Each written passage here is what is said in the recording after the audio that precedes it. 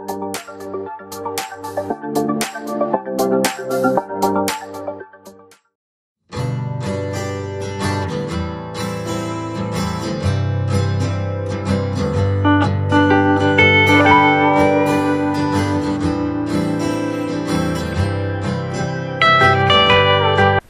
Lord. पुन्हा एकदा सर्वांचं मनपूर्वक स्वागत.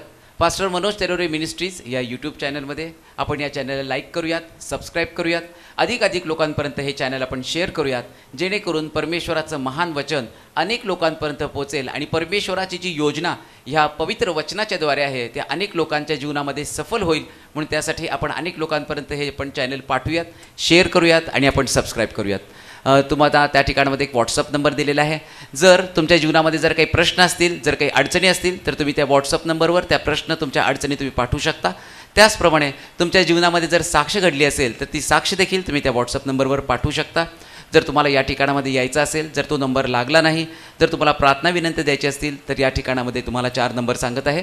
त्यातला पहिला नंबर आहे 9860274141.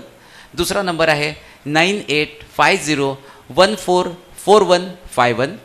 तिसरा नंबर आहे 9730319999 आणि चौथा नंबर आहे 9922882179. परमेश्वर ह्या चॅनलच्याद्वारे अद्भुत कार्य करत आहे.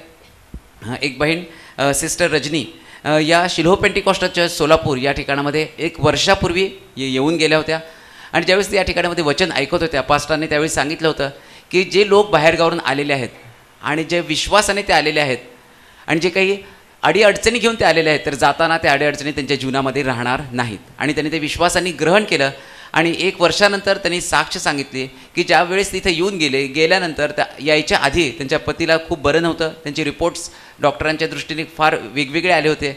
पण ज्यावेळेस ते या ठिकाणातून गेले आणि त्यांनी पुन्हा रिपोर्ट्स काढले तर त्यांच्या पतीचे सगळे रिपोर्ट्स नॉर्मल आले, त्यांना पूर्ण आरोग्य मिळालं.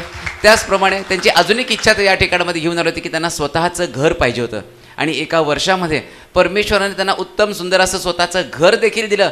म्हणून आपण परमेश्वराला धन्यवाद देणार आहोत. त्याचप्रमाणे काही लोक नाही का एखादीच फक्त काहीतरी इच्छा घेऊन नाही, त्यांचा विश्वास जास्त असतो, ते जास्त इच्छा घेऊन या ठिकाणामध्ये येतात. त्यांची इच्छा होती की स्वतःचं ऑफिस पण त्यांचं असावं आणि त्या ऑफिसच्याद्वारे वेगवेगळी कामं त्यांना त्या ठिकाणातून करता यावी आणि परमेश्वराने ते देखील त्यांचं स्वप्न पूर्ण केलं. त्यांचं स्वतःचं ऑफिस आहे आणि ते स्वतः ते पूर्ण ऑफिस चालवत आहेत. म्हणून आपण सर्व गौरव परमेश्वराला देऊयात. त्यांनी सांगितलं 2 वर्षापासूनचं चाललेल्या जीवनामध्ये असलेला जो काही झगडा होता तो या ठिकाणामध्ये शिल्हो पेंटिकॉस्टलच्या सोलापूर या ठिकाणामध्ये आल्यानंतर तो सगळा झगडा त्या ठिकाणामध्ये थांबला आणि परमेश्वराच्या दयेने कृपेने सर्व अद्भुत कार्य त्यांच्या जीवनामध्ये घडलं. एका बहिणींनी पास्टरांना फोन केला होता. त्यांच्या मुलीला मूल होत नव्हतं, त्यांना मुलगा व्हावा अशी त्यांची इच्छा होती. पास्टरांनी त्या बहिणीसाठी प्रार्थना केली आणि ही प्रार्थना पास्टरांनी 2 वर्षापूर्वी केली होती आणि मागील आठवड्यामध्ये त्यांनी साक्ष सांगितली की त्यांच्या मुलीला परमेश्वराने सुंदरसा मुलगा देऊन आशीर्वादित केलेला आहे. म्हणून आपण सर्व गौरव परमेश्वराला देणार आहोत. एका बहिणींनी पास्टरांना फोन केला. त्यांच्या वडिलांना कॅन्सर झाला होता आणि ते ICUमध्ये होते आणि त्याचप्रमाणे त्यांना केमोची ट्रीटमेंट पण त्या ठिकाणामध्ये चालू होती, रेडिएशन पण चालू होतं. आणि अशा परिस्थितीमध्ये त्यांनी पास्टरांना फोन लावला. पास्टरांनी त्या बहिणीच्या वडिलांसाठी प्रार्थना केली आणि त्यांच्या विश्वासाने त्या ठिकाणामध्ये अद्भुत कार्य केलं. जे ICUमध्ये त्या ठिकाणामध्ये ॲडमिट होते, परमेश्वराने त्यांना ICUमधनं बाहेर काढलं, जनरल वॉर्डमध्ये त्यांना आणलं आणि जे त्यांचं रेडिएशनचं जे चालू होतं ते ट्रीटमेंट, त्याचा देखील कुठलाही वाईट परिणाम त्यांच्या शरीरावर झाला नाही, तर योग्य ते आरोग्य त्यांना मिळालं. म्हणून आपण सर्व गौरव परमेश्वराला देणार आहोत. एका भावाने पास्टरांना फोन केला आणि त्या भावाला खूप त्रास होत होता, त्याला किडनी स्टोन झाला होता आणि दुसऱ्या दिवशी डॉक्टरने सांगितलं होतं की तुम्ही या, आपण सोनोग्राफी करू आणि जर खूप त्रास होत असेल तर त्याच दिवशी आपण ऑपरेशन ते करूयात. आणि आदल्या दिवशी त्या त्रासामध्ये त्यांनी पास्टरांना फोन केला. त्यांचा विश्वास होता की परमेश्वर अद्भुत कार्य करणार आहे आणि पास्टरांनी त्या भावासाठी प्रार्थना केली. आणि दुसऱ्या दिवशी दवाखान्यामध्ये ते जाणार होते, सोनोग्राफी करणार होते, ऑपरेट करणार होते. पण आदल्या दिवशीच प्रार्थनेच्या नंतर अद्भुतरित्या तो खडा त्यांच्या शरीरातून बाहेर पडला. तो बाहेर पडलेला खड्याचा फोटो देखील त्यांनी व्हॉट्सअपवर पास्टरांना पाठवला आणि कुठलंही ऑपरेशन, सोनोग्राफी करावी लागली नाही. पूर्ण आरोग्य त्यांना मिळालं. पण आपण सर्व गौरव परमेश्वराला देणार आहोत. तो परमेश्वर आज चमत्कार करणार. परमेश्वराच्या वचनाच्याद्वारे पुन्हा एकदा चमत्कार करण्यासाठी सिद्ध असताना आपण जोरदार टाळ्यांनी स्वागत करूयात पास्टर मनोज तेरोरे यांचं. आपण ख्रिस्त येशूमध्ये आपल्या सर्वांचं पुन्हा एकदा स्वागत करतो, महिमा देतो प्रभूला. असाधारण देव आम्हाला सापडलेला आहे. ज्याची तुलनाच होऊ शकत नाही. पुष्कळ साक्षी या दिवसामध्ये देव करत आहे. कधी कधी असं वाटतं की एवढा चांगला प्रभू फार पूर्वी जर आम्हाला समजला असता आणि आम्ही पण लोकांना फार पूर्वी सांगितलं असतं तर किती लोक प्रश्नातनं बाहेर पडले असते, नाही का. काल एका बहिणीनं मेसेज केला आणि सांगितलं की माझे मिस्टर कामावरून घरी आले, त्यांच्या मित्रांनी तक्रार केली वरती आणि मग त्यांना टर्मिनेट केलं आणि सांगितलं की उद्यापासून तुम्ही जॉबवरती यायचं नाही. ते म्हटले असं जर झालं तर आमचं घर कसं चालणार. परंतु विश्वास आमचा प्रार्थनेवरती आहे.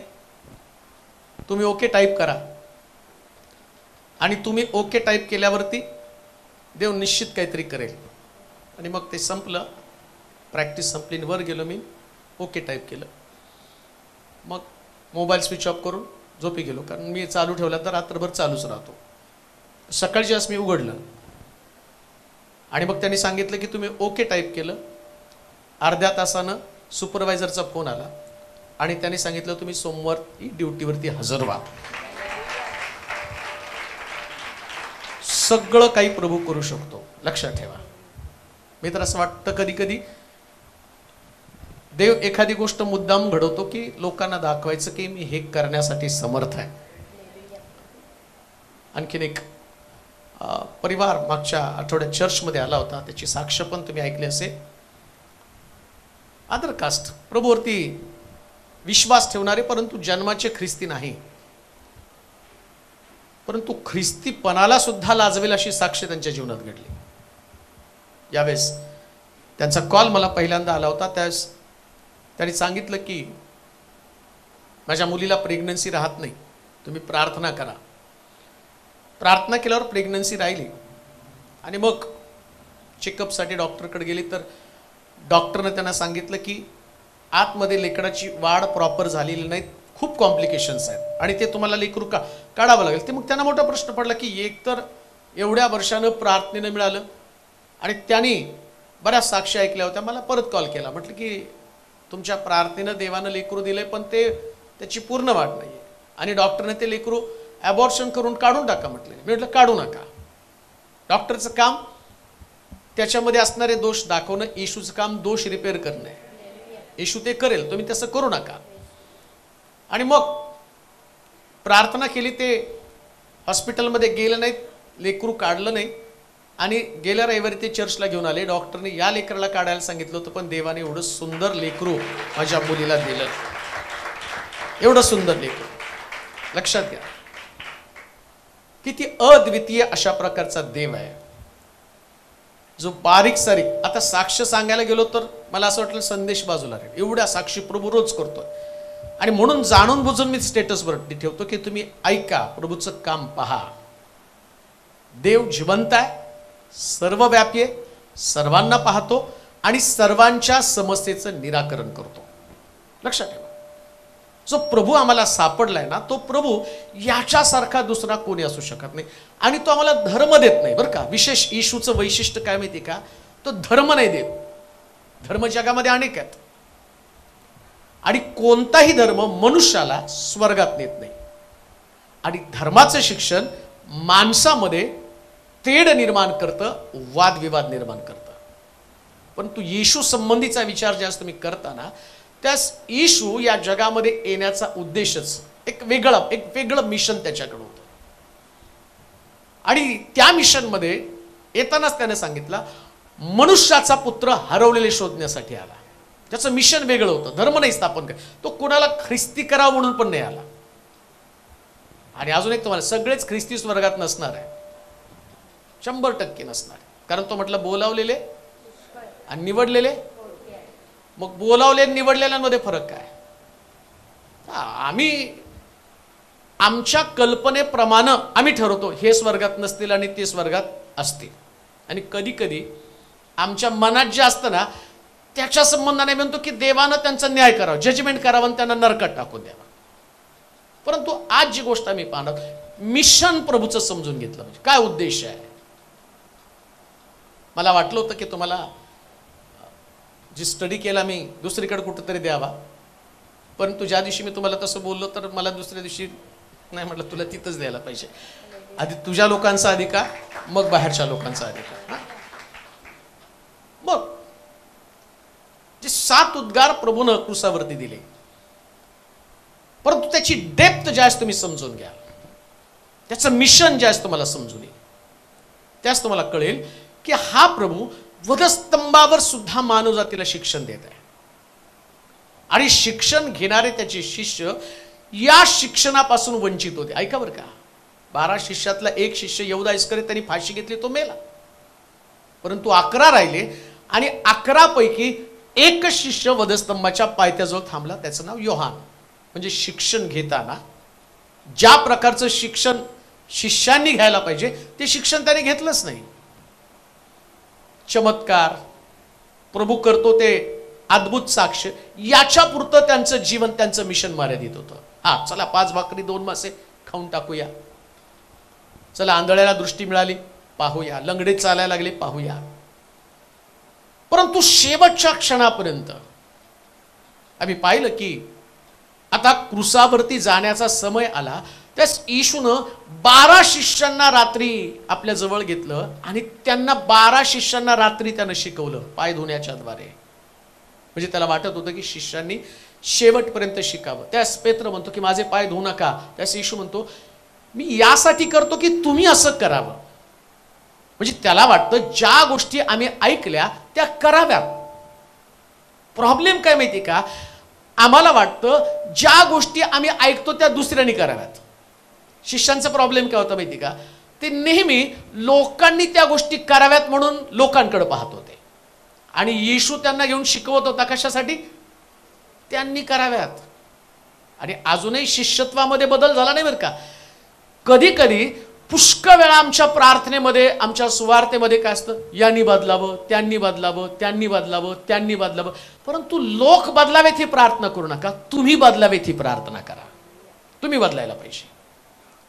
अजून एक गोष्ट तुम्हाला सांगतो, आता ज्या गोष्टी तुम्ही ऐकणार आहात त्याच्यामध्ये तुम्हाला कळेल तुमची प्रार्थना, तुमचं चर्चला जाणं, तुमचा विश्वास, तुमचं ऑफरिंग, तुमचं दानधर्म, या सगळ्या गोष्टी या पृथ्वीतलावर या गोष्टीचं प्रतिफळ तुम्हाला मिळतं. ऐका, समजा तुम्ही प्रार्थना करता तुम्हाला सुरक्षा मिळते, तुम्ही दान देता, दशांश देता, बरकत तुम्हाला मिळते, तुम्ही चर्चला येता तुम्हाला सुरक्षा मिळते.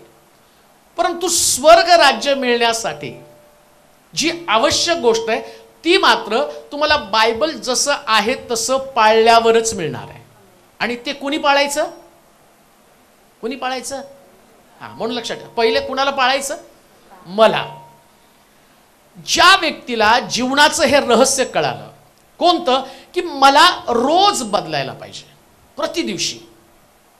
आणि येशूचं जे मिशन आहे, लक्षात ठेवा, जो पहिला उद्गार त्याच्या संबंधानं मी उद्गार म्हणून नाही शिकवणार तुम्हाला, परंतु ज्याच्या म्हटलं क्षमा, पहिलाच उद्गार जो त्याच्यात क्षमा आहे. परंतु ही क्षमा येशू ख्रिस्तानं, त्याचं टायटल पहिला उद्गार म्हणून देऊ नका, तर त्याचं टायटल तुम्हाला असं देतो, जो क्षमा करतो तो उच्च पद मिळवतो.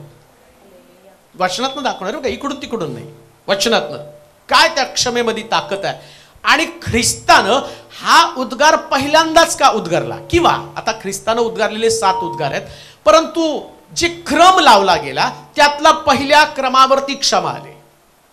मग हा पहिला क्रम कसा काय लावला, आता तिथं जे ऐकणारे लोक होते त्याने ते लिहून ठेवलं आणि मग पहिला उद्गार हा म्हणून कसं काय लिहिलं, तर त्याचं कारण पण आहे. जेव्हा जेव्हा प्रभू येशू ख्रिस्त कोणाला तरी आरोग्य देत होता, कोणाला तरी त्या ठिकाणामध्ये शुभवर्तमान सांगत होता, एक वाक्य तो बोलत होता, जा तुझ्या पापांची, पहिलं वाक्य त्यांनी, तुझ्या पापांची क्षमा झाली. आता त्या स्त्रीला, व्यभिचारी स्त्रीला पण पकडलं, येशू समोर आणलं आणि आणल्यानंतर तिला त्याने विचारलं, काय तुला कोणी दगड मारला नाही का? ती म्हटली नाही मारला. मग तो म्हटलं जा मी तुला क्षमा करतो. म्हणजे त्याचं मिशन जे होतं ना, ते मिशन क्षमा करणं होतं. आणि प्रार्थना प्रभूनं शिकवत असताना त्या प्रार्थनेमध्ये सुद्धा महत्वाची गोष्ट त्यांना सांगितली, जसं मी आपल्या अपराधांची क्षमा करतो तसे तूही माझे अपराध क्षमा कर. पहा, तुम्ही प्रार्थना करता, तुम्ही चर्चला जाता, तुमचं शुभवर्तमान सांगणं चांगलं असेल, तुम्ही मिशनरी काम करत असाल, सगळ्या गोष्टी तुम्ही करत असाल, परंतु सगळ्यात महत्वाची गोष्ट जे प्रभूनं तुम्हाला सांगितलं क्षमा कर, आणि त्यानं क्रुसावरून जे जाहीरपणे सांगितलं हे बाप्पा यांना क्षमा कर, ही क्षमा आमच्या जीवनामध्ये फार महत्वाची आहे. आणि ती क्षमा नसेल ना तर तुमचं सगळं धार्मिक जीवन शून्य बनतं, हे आम्ही शास्त्रातनं पाहणार आहोत. क्षमा नसेल तर सगळं तुमच्याकडे आहे. आलाय तुम्ही चर्चमध्ये, देवाच्या सानिध्यामध्ये तुम्ही छान गात आहात. समजा मी आता खूप छान गातो, मी चाललं तासभर वर्शिप केली, सगळं छान वाद्य वाजवलं, सगळं केलं, परंतु जेव्हा प्रभू माझ्याकडे पाहतो, माझ्याकडे पाहता, एक गोष्ट कसं सांगावं, किती सांगावं मला समजत नाही, कारण तेवढ्या वेळात ते होणार पण नाही. आम्ही येशूची 12 शिष्य, 12 व्हरायटीची 12 शिष्य आहेत. त्याच्यामधला हा जो योहान आहे ना, हा योहान एवढा ॲग्रेसिव्ह होता, त्याला तारण मिळालं, त्याला ख्रिस्त समजला, त्याला देवराज्य कळालं, हे सगळं योहानानं पाहिलं की प्रभू प्रभू प्रभू प्रभू. आता त्याला वचन समजलं, आणि येशू ख्रिस्त एका गावात वचन सांगायला गेला, आणि त्या गावानं वचन स्वीकारलं नाही, तर योहान काय म्हणतो माहिती का, स्वर्गातनं अग्नी पाठवून यांना नाशच करून टाका. म्हणजे येशूचं मिशन होतं त्यांना क्षमा करून देवाकडे आणलं. आता विचार करा, सदोम गोमोराचा अग्नी गंधकाच्या द्वारे नाश केला, जगाचा नाश पाण्याच्या द्वारे केला, बदललं का जग? देवाला माहिती, येशूला माहितीये. पाण्यानं नाश केला, सदोम गोमोराचा अग्नीनं नाश केला. ऐका बरं का, पाण्यानं नाश केला, अग्नीनं नाश केला. मग एक गोष्ट त्याच्या लक्षात आली, जेव्हा निनवेमध्ये त्यानं योनाला पाठवलं आणि योनानं शुभवर्तमान सांगितलं, आणि शुभवर्तमानानंतर लोकांनी पश्चाताप केला, आणि पश्चाताप केल्यावर देवाने त्यांना क्षमा केली. त्याला कळलं क्षमेनंतर निनवे बदललं. मग आता योहान म्हणतो स्वर्गातनं अग्नी पाठवून यांचा नाश करा. त्याच प्रभू म्हणतो अरे सैताना बाजूला हो, नाशासाठी नाही आला तो, मुळामध्ये क्षमा करून त्याला स्थिर करण्यासाठी तो आला. म्हणून आमची तत्व, आमचे सिद्धांत आणि आमची धार्मिकता, योहानाकडे धार्मिकता आहे, आणि त्याची धार्मिकता, तो काय एवढा चिडला, या गावाचा नाश तुम्ही करून टाका. त्याला वाटतं गावानी बदला. अरे पण तुला वाटतं ना गावानी बदला, मग तू का नाही बदलला? तुला कसं काय राग आला? जर तू बदलला असता तर तू असा कशा शब्द बदलला असता की ते बोलला असता देवा स्वर्गातनं अग्नी पाठवून या लोकांचा नाश करून टाक? कसं काय बोलला असता तो? बदललेल्या व्यक्तीचं पहिले शब्दच बदलतात ना. तुमच्या शब्दामध्ये जर न्याय असेल, तुमच्या शब्दामध्ये जर कोणाचा न्याय असेल, याचा अर्थ तुमचा बदल झालेलाच नाहीये. बरं, दुसरी गोष्ट, देवानं काय करावं हे ठरवणारे तुम्ही कोण? देवानं काय करायला पाहिजे आम्ही कोण ठरवणार आहे? कधी कधी आम्ही बोलतो ना, नाही देव तुमचा न्याय. अरे देव तुमचा न्याय करेल नाही करेल हा त्याचा प्रश्न आहे ना. तिथं ते पकडून आणलं त्या स्त्रीला दगड माराव म्हणून, तो म्हणला क्षमा कर. तुम्ही दगड मारायचा नाही, मारायचं तर पहिल्यांदा तुम्ही पाप न करता माझ्याकडे आणि मग दगड मारा. म्हणजे त्यानं क्षमा केली, मग तुम्ही न्यायासाठी कशासाठी आला? प्रॉब्लेम तो आहे. आता जे आम्ही वाचणार आहोत, एक वचन वाचा म्हणजे आम्ही त्या मुख्य भागाकडे जाणार आहोत. प्रेषितांचं कृत्य 5वा अध्याय 31 वचन. प्रेषितांचं कृत्य 5वा अध्याय 31 वचन. त्याने इस्रायलाला पश्चाताप व पापांची क्षमा ही देणगी देण्याकरिता देवाने त्याला आपल्या उजव्या हाताशी अधिपती व तारणारा असे उच्च पद दिले. म्हणजे जो व्यक्ती क्षमेचं अंतकरण असतं, देव त्याला उच्च पद देतो. लक्षात ठेवा, देवाच्या दृष्टिकोनातनं एक व्यक्ती श्रेष्ठ कोण? आता मी माझा विचार केला, तुमच्या दृष्टिकोनातनं विचार. हिंगोलीहून सकाळी सिस्टर आल्या आणि त्या आल्यावर रडायला लागल्या. ते म्हटले पहिले यूट्यूबवरती, फेसबुकवरती आणि मोबाईलवरती तुम्हाला बघत होते, आणि त्यांनी मला पाहिल्यावर ते रडायला लागले की आता मी प्रत्यक्ष तुम्हाला बघायसाठी आले. विचार करा, आता माझ्या डोक्यात तुमच्या डोक्यात काय कल्पना असतील? तुम्ही म्हणा किती मोठं पद देवानं त्यांना दिलं. मी पण म्हणतो मला किती मोठं पद देवानं दिलं. परंतु देव ज्यास माझ्या जीवनाकडे पाहतो त्यास तो म्हणतो हे जगातल्या लोकांनी तुला दिलेलं मोठं पद आहे. माझ्या दृष्टिकोनातनं मोठा व्यक्ती तो ज्या व्यक्तीच्या अंतःकरणामध्ये पाप क्षमा करणारं अंतःकरण आहे, त्या तोच देवाच्या दृष्टिकोनातनं मोठा आहे. तुमच्या अंतःकरणात क्षमाच नाहीये. तुमचं अंतःकरण कठोरतेनं भरलेलं आहे. तुमचं अंतःकरण जजमेंट करणारं, न्याय करणारं अंतःकरण आहे. तुमच्या अंतःकरणामध्ये एखाद्या व्यक्तीचा विध्वंस जर असेल, एखाद्या व्यक्तीनं आणि त्यानं दंड भोगावं या प्रकारचं जर तुमचं अंतःकरण असेल, तर लक्षात ठेवा, तुम्ही कितीही मोठी व्यक्ती असा, किती ज्ञान तुमच्याकडे असू द्या, तुमचं आत्मिक जीवन, ज्याला तुम्ही आत्मिक जीवन म्हणता, ते सर्वोच्च पातळीवरती तुमच्या प्रार्थनेनं पुष्कळ लोक बरे होऊन जाणारे असतील. तुमच्या प्रार्थना पुष्कळ नाशाकडनं बाहेर काढणाऱ्या प्रार्थना असतील. तुमचं प्रार्थना अनेक लोकांमध्ये परिवर्तन करणाऱ्या प्रार्थना असतील. पण तुमच्या अंतःकरणामध्ये जर क्षमाच नसेल तर लक्षात ठेवा, तुमच्या आत्मिक जीवनाला देवाच्या दृष्टिकोनातून सगळ्यात खालची पातळी आहे. सगळ्यात खालची पातळी. शास्त्र सांगतं तुम्हाला दिलेलं सर्वोच्च पद. आज प्रभूनं मला ही जागा दिली, मला माझी जागा, मी माझ्या जागे संबंध, मी तुमच्या जागे संबंधानं बोलत नाही, परंतु ज्या जागेवरती मी आहे, ज्या जागेवरती प्रभूनं मला ठेवलेलं आहे, या जागेचं महत्व काय? तो म्हणतो लोकांचं तारण. पहिल्यांदा तर लोकांचं तारण. लक्षात घ्या, जर क्रुसाकडे तुम्ही पाहता तर येशू ख्रिस्त क्रुसावरून म्हणतो, हे बापा यांना क्षमा कर. म्हणजे उद्देश काय त्याचा? काय ध्येय त्याचं होतं? लोकांचं तारण व्हायला पाहिजे. मग लोकांचं तारण कसं होणार आहे? क्षमाच मिळाली नाही तर लोकांचं तारण कसं होणार आहे? बरं, दुसरी गोष्ट, क्षमा हे काही तुम्हाला ऑप्शन नाही. केली तर चालेल, नाही केलं तर सोडून द्या, हे ऑप्शन पण नाही. जशी मी आपल्या अपराधांची, मग तिथं त्यांनी प्रार्थनेत सांगितलं ना, पहिले तू मग मी. जशी मी आपल्या अपराधांची, म्हणजे तुम्हाला दुसऱ्यांच्या अपराधांची क्षमा. बरं, क्षमा म्हणजे विसरून जाणं. क्षमा म्हणजे असं नाही, आम्ही म्हणतो नाही मला सॉरी म्हण, जोपर्यंत सॉरी म्हणत नाही तोपर्यंत प्रश्न मिटणार नाही. आणि आमच्याकडे पण क्षमा मागण्याची पद्धत, मी चुकलोच नाही, मी कशाला बोलेल. आणि किती सुंदर गाणे गाता, किती सुंदर उड्या मारता, किती सुंदर सगळं काही करता, पण इथं मात्र, म्हणून लक्षात ठेवा, हे प्रॅक्टिकल ख्रिस्ती जीवन आणि तुम्हाला वाटतं ते ख्रिस्ती जीवन हे खूप वेगळं आहे. म्हणून तर मी म्हणतो ना, बऱ्याच लोकांचं येशू ख्रिस्त आल्यावर गडबड होणार आहे.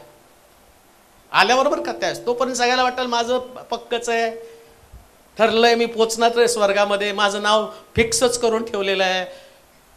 आणि मग सांगताना पण सांगणार, हाजिरी मांडताना एक रविवार चुकला नाही. अरे सगळे रविवार होता, पण एकही रविवार बदलला नाही ना. सगळ्या रविवारी हजर होता, सगळ्या रविवारी एन्जॉय केली, आराधना, सगळं वर्शिप, सगळं एन्जॉय केलं, वचन पण ऐकलं, हे पण म्हटलं आम्हाला एवढे चांगले पाळक, एवढे चांगले पाळक, एवढे चांगले पाळक, सगळं ठीक आहे हो. ही झाली सगळी पॉलिसी. प्रॅक्टिकल काय? प्रॅक्टिकल क्षमा आहे. लक्षात ठेवा, क्षमा.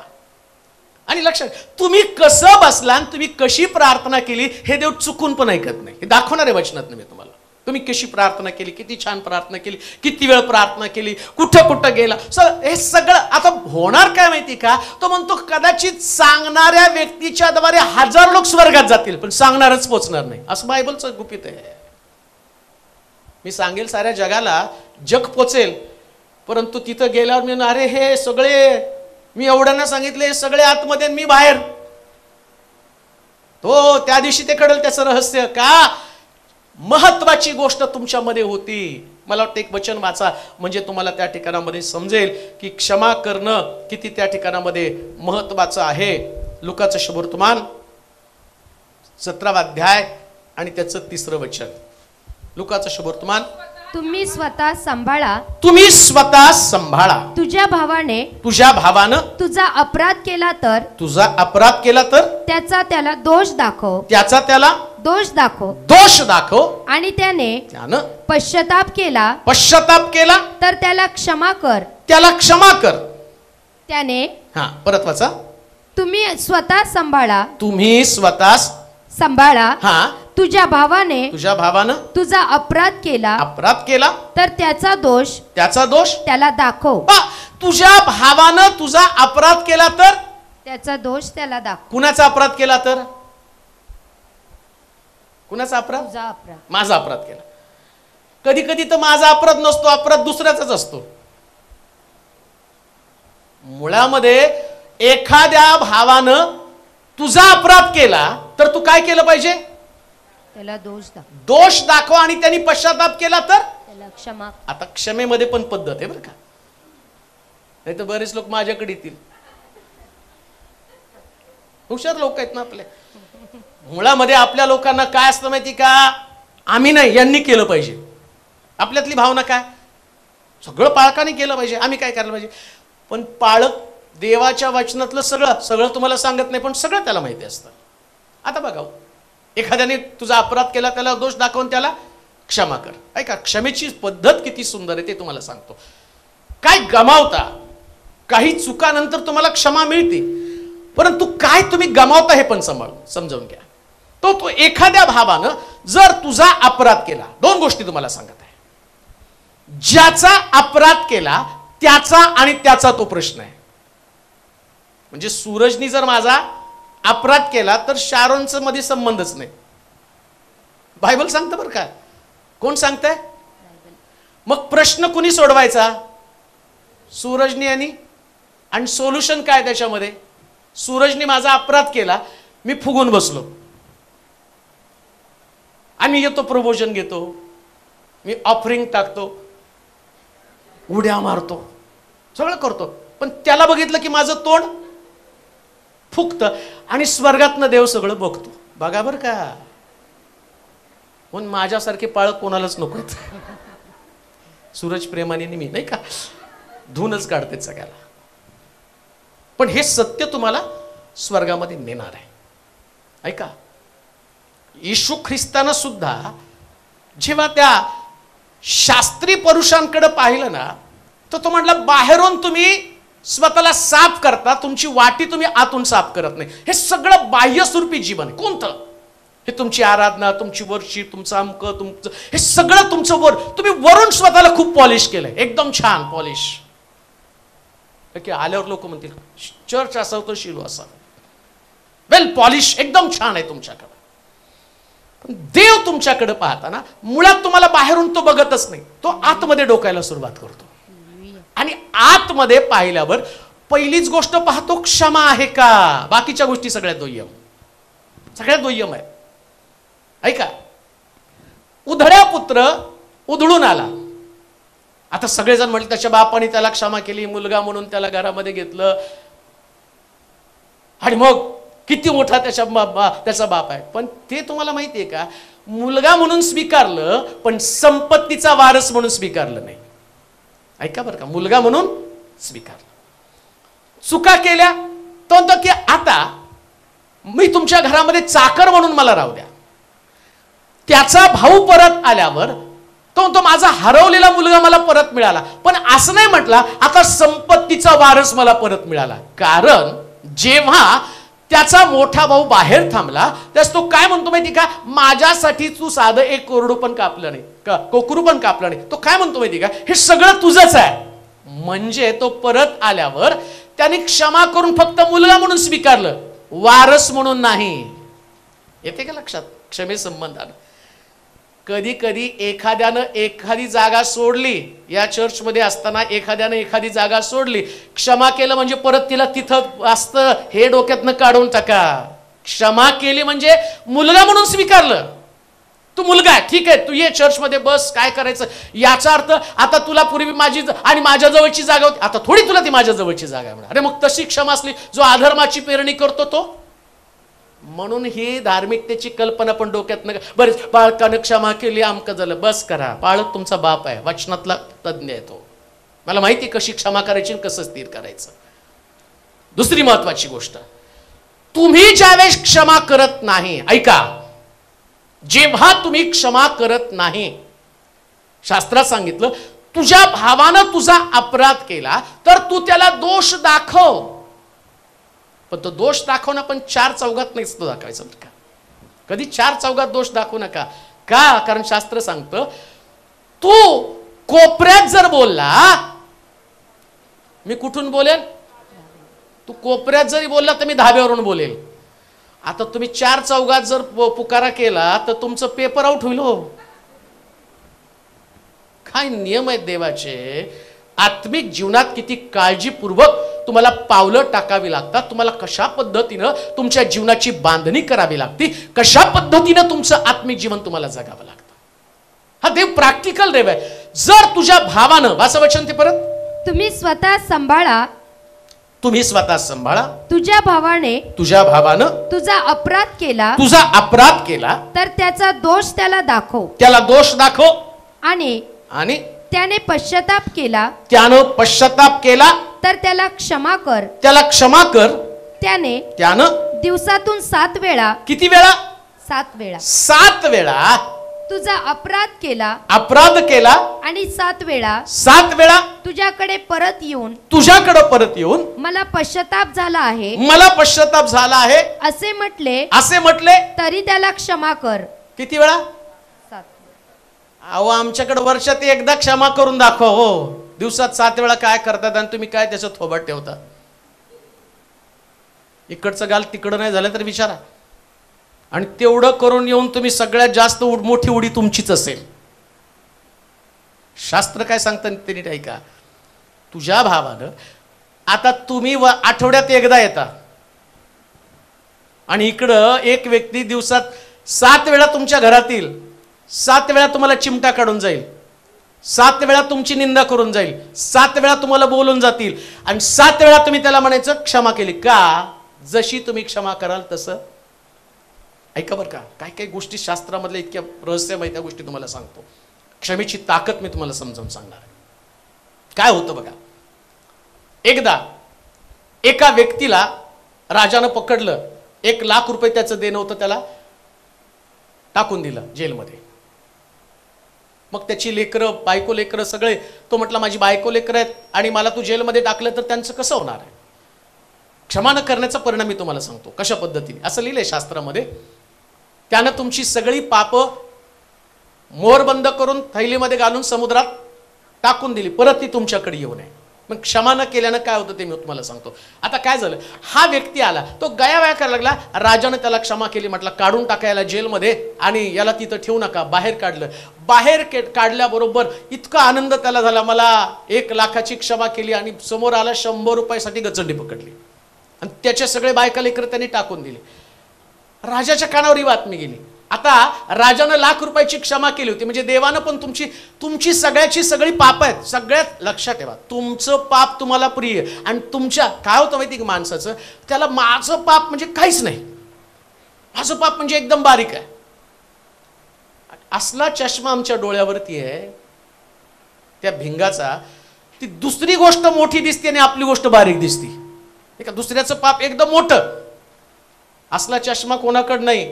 तो चष्मा बनवणारा पण नाही, पण तुम्ही बनवणार आहेत की त्या चष्म्यामध्ये दुसऱ्याचं पाप फार मोठं दिसायला लागतं. आणि मग यानं 100 रुपयाचं पाप त्याच्यासाठी त्याला जेलमध्ये घातलं. आता राजानं काय केलं, त्याला बोलवलं, सगळं त्याच्या पापाचा लेखाजोखा काढला, 1 लाख रुपयाचं पाप आठवण केली. म्हणून लक्षात ठेवा, तुम्ही ज्या क्षमा करत नाही, देव तुमची सगळी काय म्हणतात त्याला, ती वही कसली असते ती खतावणी म्हणजे काय माहिती का? त्या खतावणीमध्ये 1 जानेवारी पासून 31 डिसेंबर पर्यंत काय काय घडलं त्या सगळ्या खतावणीमध्ये नोंद असते. आणि देव तुमची पहिल्या दिवसापासून तर शेवटच्या दिवसापर्यंतची खतावणी काढतो आणि पुन्हा तुम्हाला दंड देण्यासाठी जिथं रडणं आणि दात खाणं अंधार कोठडी त्या ठिकाणामध्ये टाकला जातो. का? क्षमा न केल्यामुळं.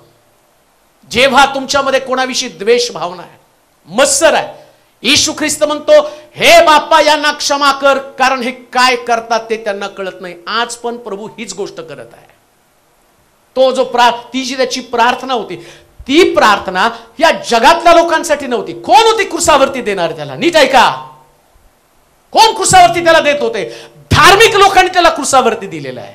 यहुदी लोकांनी त्याला क्रुसावरती दिलेलं आहे. ज्यांना शास्त्र माहिती होतं, ज्यांना देवाचे नियम ठाऊक होते, ज्याला येशू ख्रिस्त जगामध्ये कशासाठी येणार होता हे सुद्धा ठाऊक होतं. त्याचा जन्म कुठं होणार आहे, कुमारी मरीच्या पोटी ज्याचा जन्म होणार आहे, तो आल्यानंतर जगाला तारण देणार आहे, पाप क्षमा देणार आहे, याच्या संबंधानं शास्त्रामध्ये हजारो दाखले लिहून ठेवले, हजारो वचनं लिहून ठेवली. परंतु तरी सुद्धा येशू ख्रिस्त आल्यावर असं लिहिलंय, जेव्हा जेव्हा ख्रिस्तानं असं बोललं, जा तुझ्या पापांची क्षमा झाली, शास्त्र सांगतं तिथं असं म्हटलं, हा दुर्भाषण करत आहे. लोकांना सगळ्यात चांगलं भाषण कोणतं वाटतं? क्षमा म्हटलं की दुर्भाषण वाटतं. परंतु दोष दाखवणं आणि लोकांसंबंधानं वाईट बोलणं त्यांना वाटतं हे चांगलं भाषण आहे. येशू ख्रिस्तानं चांगलं भाषण म्हणजे क्षमा हे सिद्ध करून टाकलेलं आहे. तुमच्या मुखातनं जेव्हा लोकांसाठी क्षमा निघते आणि तेच खरं चांगलं भाषण आहे. अन्यथा तुमचं धार्मिक जीवन, या धार्मिक जीवनाला काडी मात्र किंमत असणार नाही. पवित्र शास्त्र सांगतं, क्षमेसाठी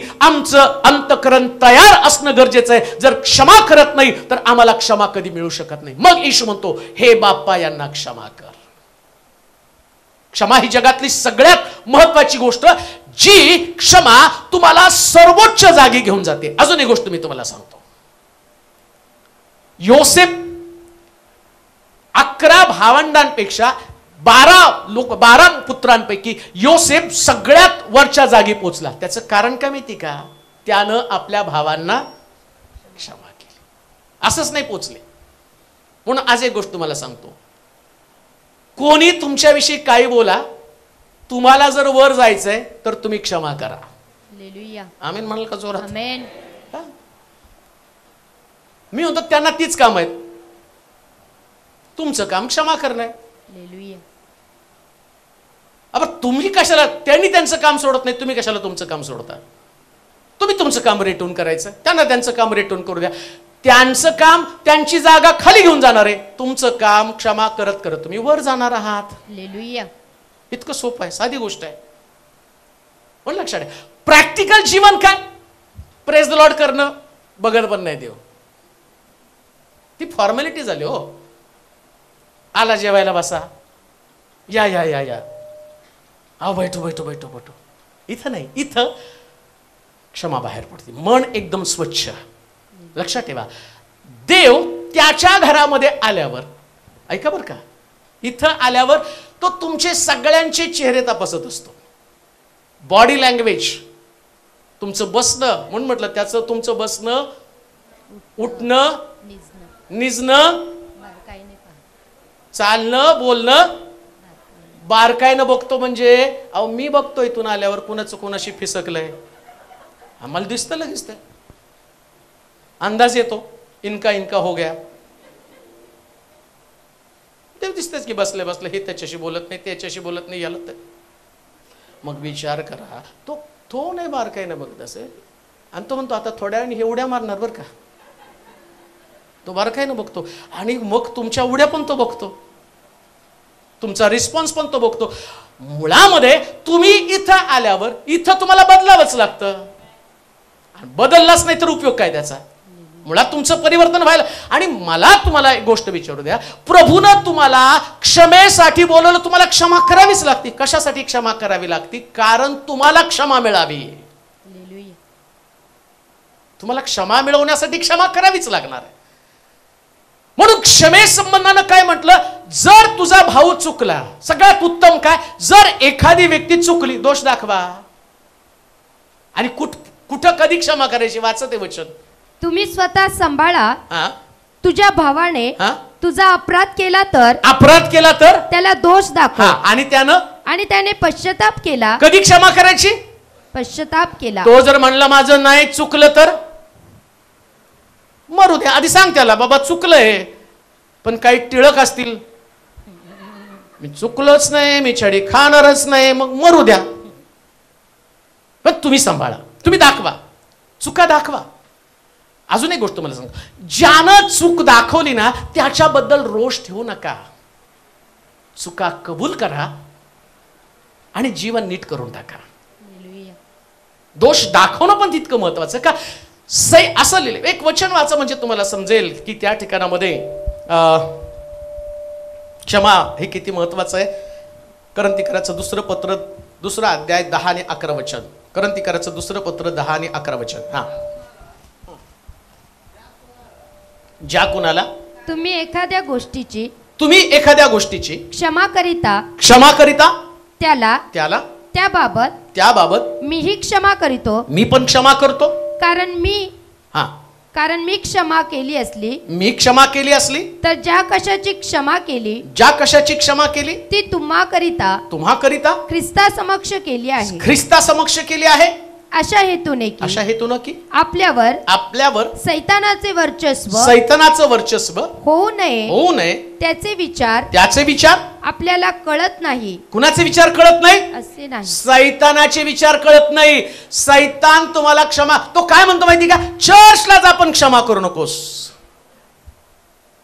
मग बरेच आम्ही आमचं काम करतो आणि जातो. जावा या जा या जा या जा या जा या, आणि येण्या जाण्यात तुमचं गाडो मेलं बाजानं. बाहेरचे लोक आले, ते बदलले, त्यांनी क्षमा केली, घरी गेल्यावर सांगितलं आम्ही बदललो, अमकं झालं तमकं झालो. आणि इकडंच बसलेले सोलापुरातले लोक, त्यांची क्षमा नाही, त्यांचं अंतःकरण आहे तसंच आहे. बायबल सांगतं सैतान कोणावरती सैतान कोणावरती वर्चस्व गाजवतो? ज्यांच्या अंतःकरणात क्षमा नाही त्याला सैतान बरोबर पकडतो. जसं यहुदाला त्यानं पकडलं, जसं पेत्रला त्यांनी पकडलं. तुमच्यामध्ये क्षमेचं अंतःकरण नाही का? आता तो म्हणतो सावध राहा. जे वचन आम्ही आधी वाचलं होतं तो म्हटलं सावध राहा. कोणतं वचन आधी वाचलं? जागृत राहा. लुकाचं शुभवर्तमान 17 अध्याय 3 वचन. हा, तुम्ही स्वतः सांभाळा. तुम्ही स्वतः सांभाळा. तुझ्या भावानं तुझा अपराध केला तर त्याचा दोष त्याला दाखव. तो तुम्ही स्वतःला सांभाळा म्हणजे बी अलर्ट. सांभाळा म्हणजे जागृत राहा. जी गोष्ट प्रभू सांगतो की तुम्ही स्वतःला सांभाळा. जर तुम्ही क्षमा केली नाही तर सैतान तुमच्यावरती वर्चस्व गाजवणार आहे. आणि सैतान तुमचा ताबा घेतल्यावर तुम्हाला काय वाटतं? सैतान एवढंच म्हणेल नाही तू क्षमा करू नको आणि तेवढंच कर, चर्चमध्ये जा, तू क्षमा करू नको, तसंच राहा, तसंच आहे, तसंच जा. हळूहळू तो तुम्हाला हाताला धरणार, कामाला लावणार आणि बरोबर तुमच्याकडनं काम करून घेणार. आणि तुमच्याकडनं काम करून घेताना तो काय तुम्हाला असंच कामाला ठेवत नाही. कामाला घेऊन जाऊन बरोबर नरकात टाकून देणार आहे तुम्हाला. त्याच्याबरोबर त्याला माहिती आहे नरकामध्ये मी एकटं नको जायला. मला काहीतरी शिलोचे 2-4 मेंबर, 2-4 नाही अजून किती घेतो धापतोय काय माहिती, तेवढ्या मेंबरला मला घेऊन जायचं शिलो मधल्या वचन ऐकणाऱ्या लोकांना मला घेऊन जायचं की जेणेकरून त्यांनी क्षमाच करू नये. त्यांनी तशाच असणाऱ्या सूडबुद्धीमध्ये जीवन जगावं, सूडबुद्धी त्यांच्यामध्ये असावी. आणि तुम्हाला हे सगळं करताना काही सुद्धा वाटत नाही तुम्ही त्याच्या डावपेचामध्ये कधी अडकलाय, तुमच्या लक्षात पण नाही. तो तुमच्यावरती वर्चस्व गाजवायला लागला, तो तुमच्या जीवनाला उद्ध्वस्त करायला निघाला. तो तुमच्यामध्ये राग, तुमच्यामध्ये द्वेष, तुमच्यामध्ये मत्सर, तुमच्यामध्ये हीनतेची भावना, तुच्छता, या सगळ्या गोष्टी, अनेक प्रकारची पाप तुमच्याकडनं करून घ्यायला लागला तो. आणि त्या पापाला तुम्ही सकावला आणि तो तुम्हाला काय सांगतो? तुम्ही धार्मिक आहात. तो तुम्ही प्रार्थना करता. आणि इकडे येशू काय सांगतो? नाही रे बाबा, तुझ्या प्रार्थना, तुझं चर्चला जाणं. तो येशू म्हटला कोण माझे आई, कोण माझे भाऊ?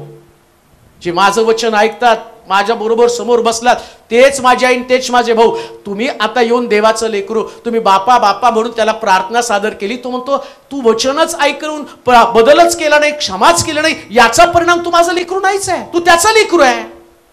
जो वचनाप्रमाणे जीवन जगत नाही, तू त्याचं लेकरू आहे. मुळामध्ये तुम्हाला क्षमा, तुमची इच्छा असो अथवा नसो, स्वर्गात जायचं तर क्षमा करावी. बरं, नुसतं स्वर्गाचा प्रश्न नाही हो, तुमचे ₹1,00,000 माफ व्हायला पाहिजे ना. 100 रुपयाचं देणं तुम्हाला माफ करायचंय, तुमचे लाख आहेत. म्हणून मी तुम्हाला सांगतो, तुमच्या डोळ्यानं बघू नका, देवाच्या डोळ्यानं बघा. देवाच्या डोळ्यानं तुमचं पाप ₹1,00,000 आहे आणि देवाच्या डोळ्यातनं दुसऱ्याचं पाप 100 रुपयाचं आहे. हे देवाचे डोळे आहेत जे शास्त्रामध्ये लिहिलेले आहेत. जे तुम्हाला वाटतं यानं ₹1,00,000 मोठं पाप केलेलं आहे, इकडं देवाच्या दृष्टीने. आणि देवाच्या डोळ्यात काय सांगितलं माहिती का? तुम्ही म्हणता दारू पिणं, व्यभिचार करणं हे पाप आहे. देवाच्या डोळ्यातनं काय माहिती का? कोणी आपल्या भावाला अरे मूर्खा म्हटला तर देवाच्या डोळ्यातनं ते सुद्धा पाप आहे. म्हणजे तुम्ही तर किती वेळा कोणाविषयी किती अपशब्द बोलला. मग तुम्हाला वाटतं का हे सगळे त्यानं थैलीमध्ये साठवून ठेवले? आणि जेव्हा, ऐका काय वाक्य वापरतो मी, नीट ऐका. तुम्ही एवढं सगळं केलं, तुमचे रुसवे फुगवे, भांडण, आमकं तमकं सगळं, देव म्हणतो थैलीत ठेवा, थैलीत ठेवा, थैलीत ठेवा, थैलीत ठेवा. आणि एवढा स्टॉक झाला तुम्हाला कळत नाही. आणि तुम्ही इतका बिनधास्तपणे रोज रात्री झोपताना आला तर मला घेऊन जा, आला तर मला घेऊन जा, आला तर मला घेऊन जा. आणि त्या रात्री तो येणार आणि आल्यावरती अचानक तुम्हाला दिसेल अरे ज्यांनी क्षमा केली ते गायब झाले, आपण खाली राहिलो. आणि तुम्ही प्रश्न करणार मी का खाली राहिलो, देवाने माझ्यावरती का अन्याय केला? त्यास मग तो पुन्हा ढगावरती बसून येईल आणि मग म्हणाल थैल्या काढा, दाखवून दे याला क्षमा कर. म्हटलं त्यास त्यांनी क्षमा केलं नाही. यानं फक्त आणि ज्या गोष्टी त्याला आवडतात. प्रॉब्लेम काय? आम्हाला बायबल मधल्या ज्या गोष्टी आवडतात त्याच आम्ही करतो. प्रार्थना करण्यासाठी कुठं नम्र व्हावं लागतं, गुडघे टेकले, प्रार्थना केली, संपला विषय. तिथं कुठं माघार? मुळामध्ये क्षमा करण्यासाठी माघार घ्यावी लागते हो. क्षमा करण्यासाठी या गोष्टी, गाणं गाण्यासाठी काय तुम्हाला माघार घ्यावी लागते? गाणं गाताना तुमचं तुम्ही गाता, तुमचं तुम्ही उड्या मारता, तुमचं तुम्ही नाचता, सगळं तुमचं आहे. त्याच्यामध्ये क्षमेचा काय संबंध आहे? म्हणजे ज्या गोष्टी आम्हाला पसंत पडतात त्या शुभवर्तमान सांगायला काय जायचं? सांग शुभवर्तमान सांगायला, याला सांगितलं त्याला सांगितलं. क्षमा, क्षमा त्या व्यक्तीसमोर नम्रता धारण करावी लागते, त्याच्याशी बोलावं लागतं, इच्छा नसताना त्याच्या समोर झुकावं लागतं. आणि लक्षात ठेवा, झुकणं ही कमीपणाची बाजू नाही. बायबल सांगतो झुकल्यामुळं तुम्ही उंच होता. काय वाचला मी वचन? क्षमा तुम्हाला सर्वोच्च जागे नेते. क्षमा करणारा अंतःकरण तुमच्याकडे असेल तर तुम्ही मोठे होणार. तुम्हाला तुमची जागा, तुमचं स्थान कधीच मोठं बनवणार नाही. मला माहितीये, मला किती मोठा लोकांनी म्हटलं तुम्ही फार मोठे प्रीचर आहे. अजिबात. देवासमोर मी उभं राहिल्यावर मला कळेल. खूप लोकांना क्षमा केली हे शब्द ऐकले ना, त्यावेळेस मला कळेल अरे आता मी मोठा झालेला आहे. आत्मिक जीवनाची पातळी कोणती? क्षमा करणं. क्षमा करणं म्हणजे सगळं विसरणं. रिपीट करायचं नाही. कधी कधी आम्ही क्षमा पण करतो, रिपीट पण करतो. बरं रे, मागच्या वेळेस मी तुला सोडलं, मग आता कसं, मग नाही. एकदा क्षमा केली, फुल स्टॉप, विसरून जा. देवाचा हेतू. एक वचन वाचू म्हणजे आपल्याला अजून त्या एचकेलच्या पुस्तकामध्ये 18 अध्याय 21 पासून 27 पर्यंतचं वचन. एचकेलचं पुस्तक 18 अध्याय 21 ते 27 वचन. दुष्टाने आपण केलेल्या सर्व पापांपासून, दुष्टानं आपण केलेल्या सर्व पापांपासून परावृत्त होऊन माझे सर्व नियम पाळले आणि तो नीतीने. दुष्टानं काय शब्द वापरलाय? दुष्टानं आपण केलेल्या सर्व पापांपासून परावृत्त होऊन माझे सर्व नियम पाळले आणि तो नीतीनं व धर्माने वागला तर तो खात्रीने वाचेल, मरावयाचा नाही. त्याने केलेले कोणतेही अपराध त्याच्या हिशोबी धरले जाणार नाही. त्याने केलेल्या धार्मिकतेमुळे तो वाचेल. कोणत्या धार्मिकतेमुळे? शब्द काय वापरला? दुष्टानं. काय हो? दुष्टानं आपण केलेल्या सर्व पापांपासून. दुष्टानं सगळं पाप केलं. ऐका, ज्या व्यक्ती संबंधानं तुम्हाला वाटतं की देवानं त्याला क्षमा करू नये, आणि देवाची इच्छा काय? त्यानं किती पण मोठं पाप केलं असेल. ऐका बरं का, एखाद्या व्यक्तीनं कितीही मोठं पाप केलं असेल, पण त्यानं जर त्या पापापासून फिरण्याचा निश्चय केला तर मी त्याला क्षमा करणार. त्यानं गुप्तपणे पश्चाताप केला, तो गुप्तपणे देवाजवळ राखून राहिला. आणि जो ऐका, धर्मकृत्य कोणती माहिती का? तुमच्या दृष्टिकोनातनं धर्मकृत्य काय हे तुमची कल्पना, तुम्ही ठरवली तुमची धर्मकृत्य. बायबलची धर्मकृत्य कोणती? तो व्यक्ती पश्चाताप करतो, तो चांगलं वागण्याचं ठरवतो, आणि तो चांगलं वागण्याचं ठरवल्याबरोबर तो म्हणतो तो धार्मिक झाला. आधी कोण होता? तो पापी. आधी कोण होता? दुष्ट. पण आता तो म्हणतो ना मी बदलायला तयार आहे.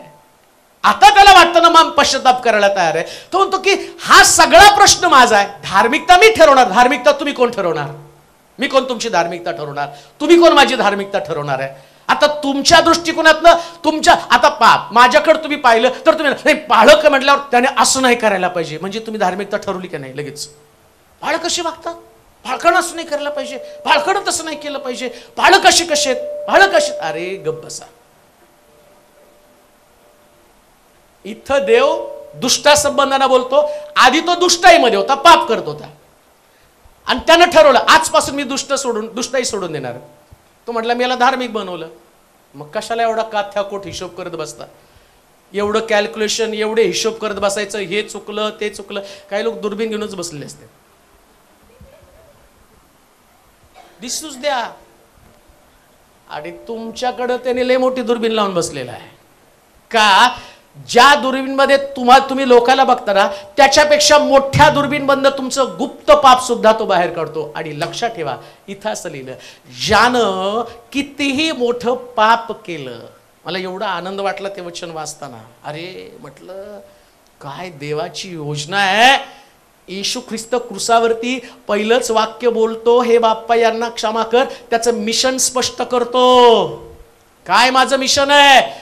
जगामधल्या प्रत्येक पाप करणाऱ्या व्यक्तीनं पापापासून बाहेर यावं, त्यानं पश्चाताप करावा, आणि त्यानं पश्चाताप केल्याबरोबर त्याचं पापी म्हटलेलं लेबल काढावं आणि धार्मिकतेचं लेबल त्याला लावावं. कुठलं लेबल लावावं? म्हणून तुम्ही कोणाला पापी ठरवू नका आणि धार्मिकही ठरवू नका. जो ठरवण्याचा अधिकार त्याला आहे, तो अधिकार वापरून तुम्हाला जगामध्ये असणाऱ्या प्रत्येक व्यक्तीला क्षमा करायची, ती पण तुमच्या पुरती. क्षमेमध्ये पण 2 प्रकार आहेत बघा.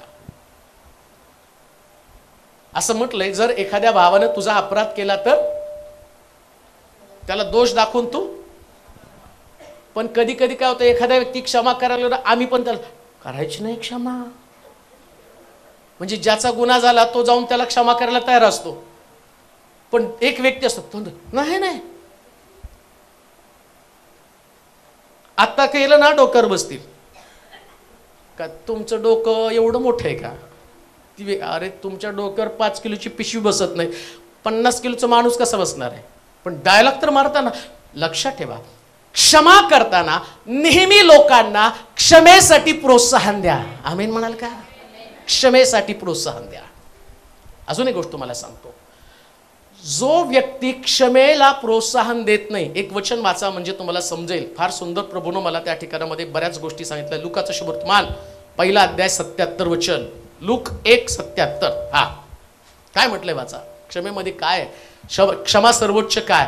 लुकाचं शुभवर्तमान, यासाठी की त्याच्या लोकास त्याच्या पापांच्या क्षमेनं तारणाचा अनुभव द्यावा, आपल्या देवाच्या परमदयेने हे झाले आहे. तिच्या योगे उदय प्रकाश वरून आमच्याकडे येईल. लक्षात ठेवा, एक व्यक्तीला क्षमा करण्यासाठी प्रोत्साहन द्यायचं. येशू ख्रिस्त क्रुसावरून म्हणतो, हे बाप्पा यांना क्षमा कर. शिष्यांना आदल्या रात्री तो पाय धुतो आणि सांगतो, जे मी केलं तुम्ही करावं अशी माझी अपेक्षा आहे. आता क्रुसावरून तो म्हणतो, हे बाप्पा यांना क्षमा कर. तो म्हणतो क्षमा का करायची, त्याचं कारण तो सांगतो. क्षमा केल्यानं लोकांना तारण मिळतं, आणि जो व्यक्ती क्षमा करत नाही आणि क्षमा करू देत नाही, तो तारणासाठी अडखळण करतो. येतं का लक्षात? क्षमा न करणं आणि क्षमेला प्रोत्साहन न देणं, या व्यक्ती संबंधानं काय म्हटलं, तुम्ही तारणासाठी अडखळण करत आहात. आणि तुम्ही प्रार्थना करता, लवकर जगाचा उद्धार होऊ दे, लोक बदलले जाऊ दे, अमक होऊ दे. तो म्हणतो लोक तेव्हा बदलतील तेव्हा तुम्ही क्षमा कराल. अजून एक गोष्ट तुम्हाला सांगतो, कधी कधी बाहेरच्यांना क्षमा करणं ते लय आवडतं आम्हाला, नाही का? ते दाखवायचं असतं ना बाहेरच्यांना क्षमा,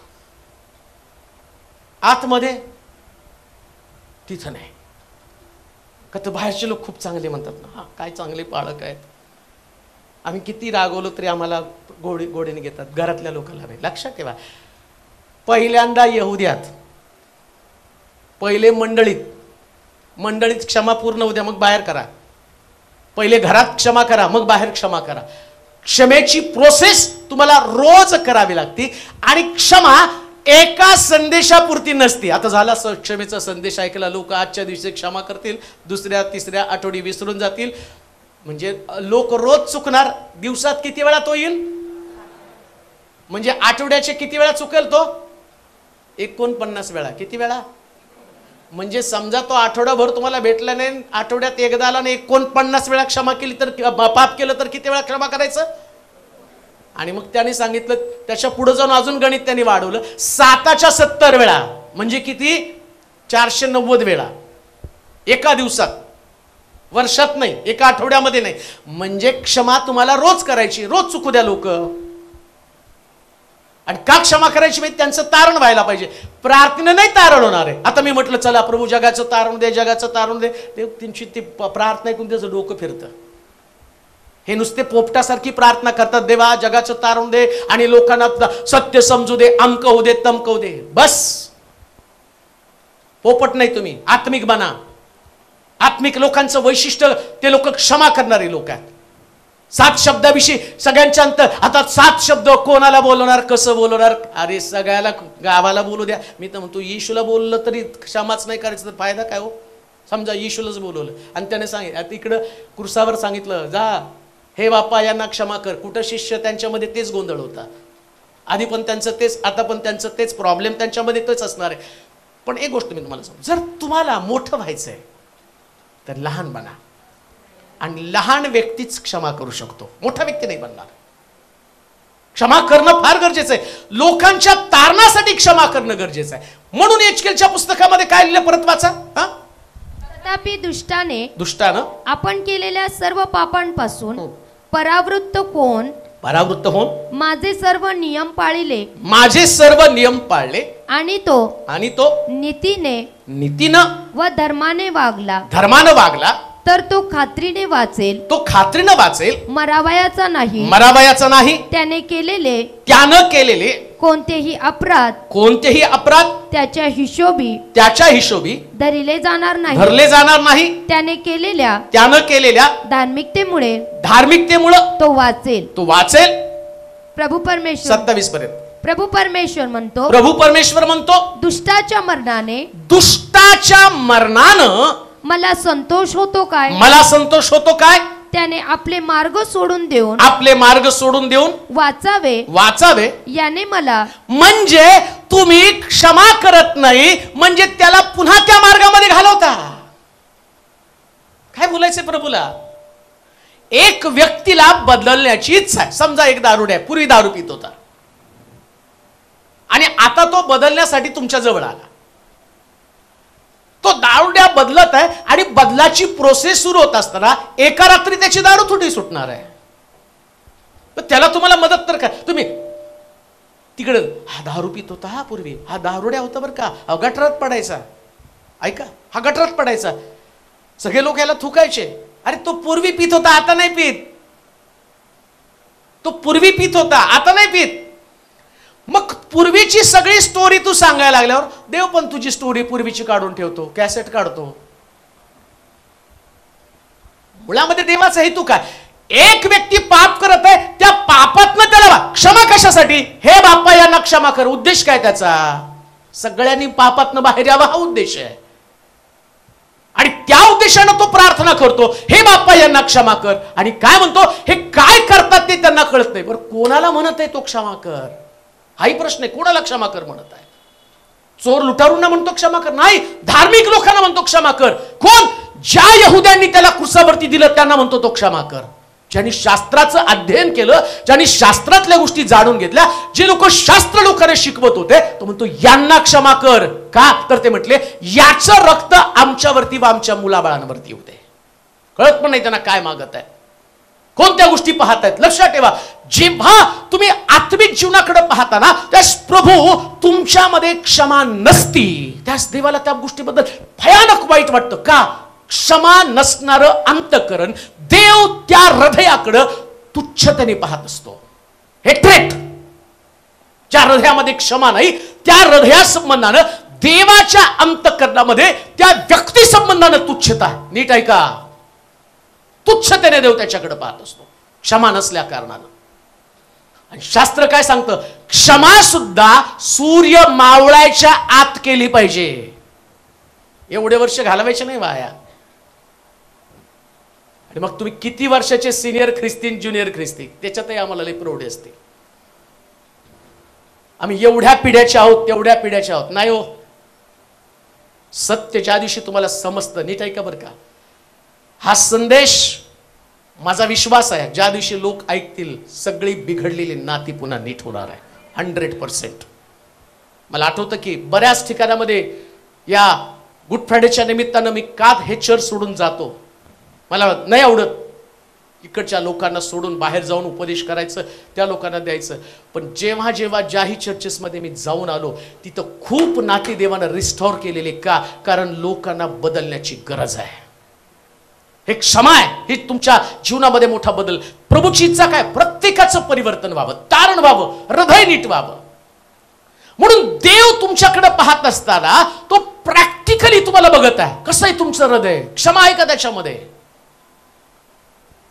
प्रार्थना करण्यापूर्वी सुद्धा तुम्हाला क्षमा करणं गरजेचं आहे. म्हणून येशू ख्रिस्त अंजिराचं झाड वाळलं, त्या शिष्य म्हटलं की पहा तुम्ही शाप दिला आणि झाड वाळून गेलं. त्या शिष्य म्हणतो प्रार्थना करण्यापूर्वी क्षमा कर. म्हणजे क्षमेशिवाय प्रार्थना पण 2 तास काय 4 तास प्रार्थना करा, हृदय सगळं क्षमा नसलेलंच हृदय, आणि ते हृदय तोंड तुमचं फुगलेलंच आहे आणि 4 तास प्रार्थना करतात. 10 तास उलते पालते होऊन प्रार्थना करा.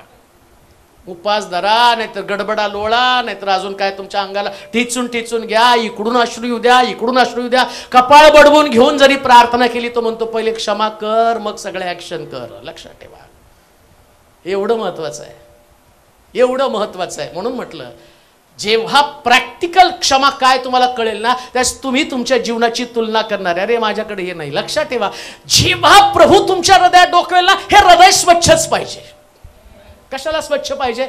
तुम्ही दुसऱ्याचं साठवलं, देव तिकडे साठवतो तुमचं. इकडे देवाचा नियम आहे. तो ज्या मापानं तुम्ही त्या मापानं तुम्हाला. बरं, मी तुम्हाला तसं नाही देत, हिला हिला के दबा दबा के. कसला? हिला हिला के दबा दबा के. तुम्ही एक काढलं की तो सगळंच काढतो. 7-12 निकाल निकाल निकाल निकाल, इसकी सब पर्ची निकाल. जेवढं जेवढं आतापर्यंत केलं, कुणाचा अपमान केला, कुणाविषयी बोलला, काय पाप केलं, लहानपणी कोणतं केलं, 18 वर्षी, 17 वर्षी, 16 वर्षी, 15, 14, 13, 10.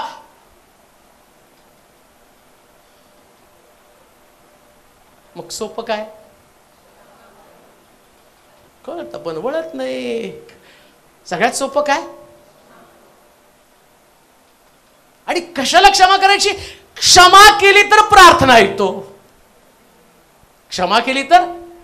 मग आता विचार करा, क्षमा नसलेलं एवढा उपदेश मी केला, 2 तास माझा घसा ताणला, आणि तुम्हाला सांगितलं, ए बाप्पा यांना क्षमा कर.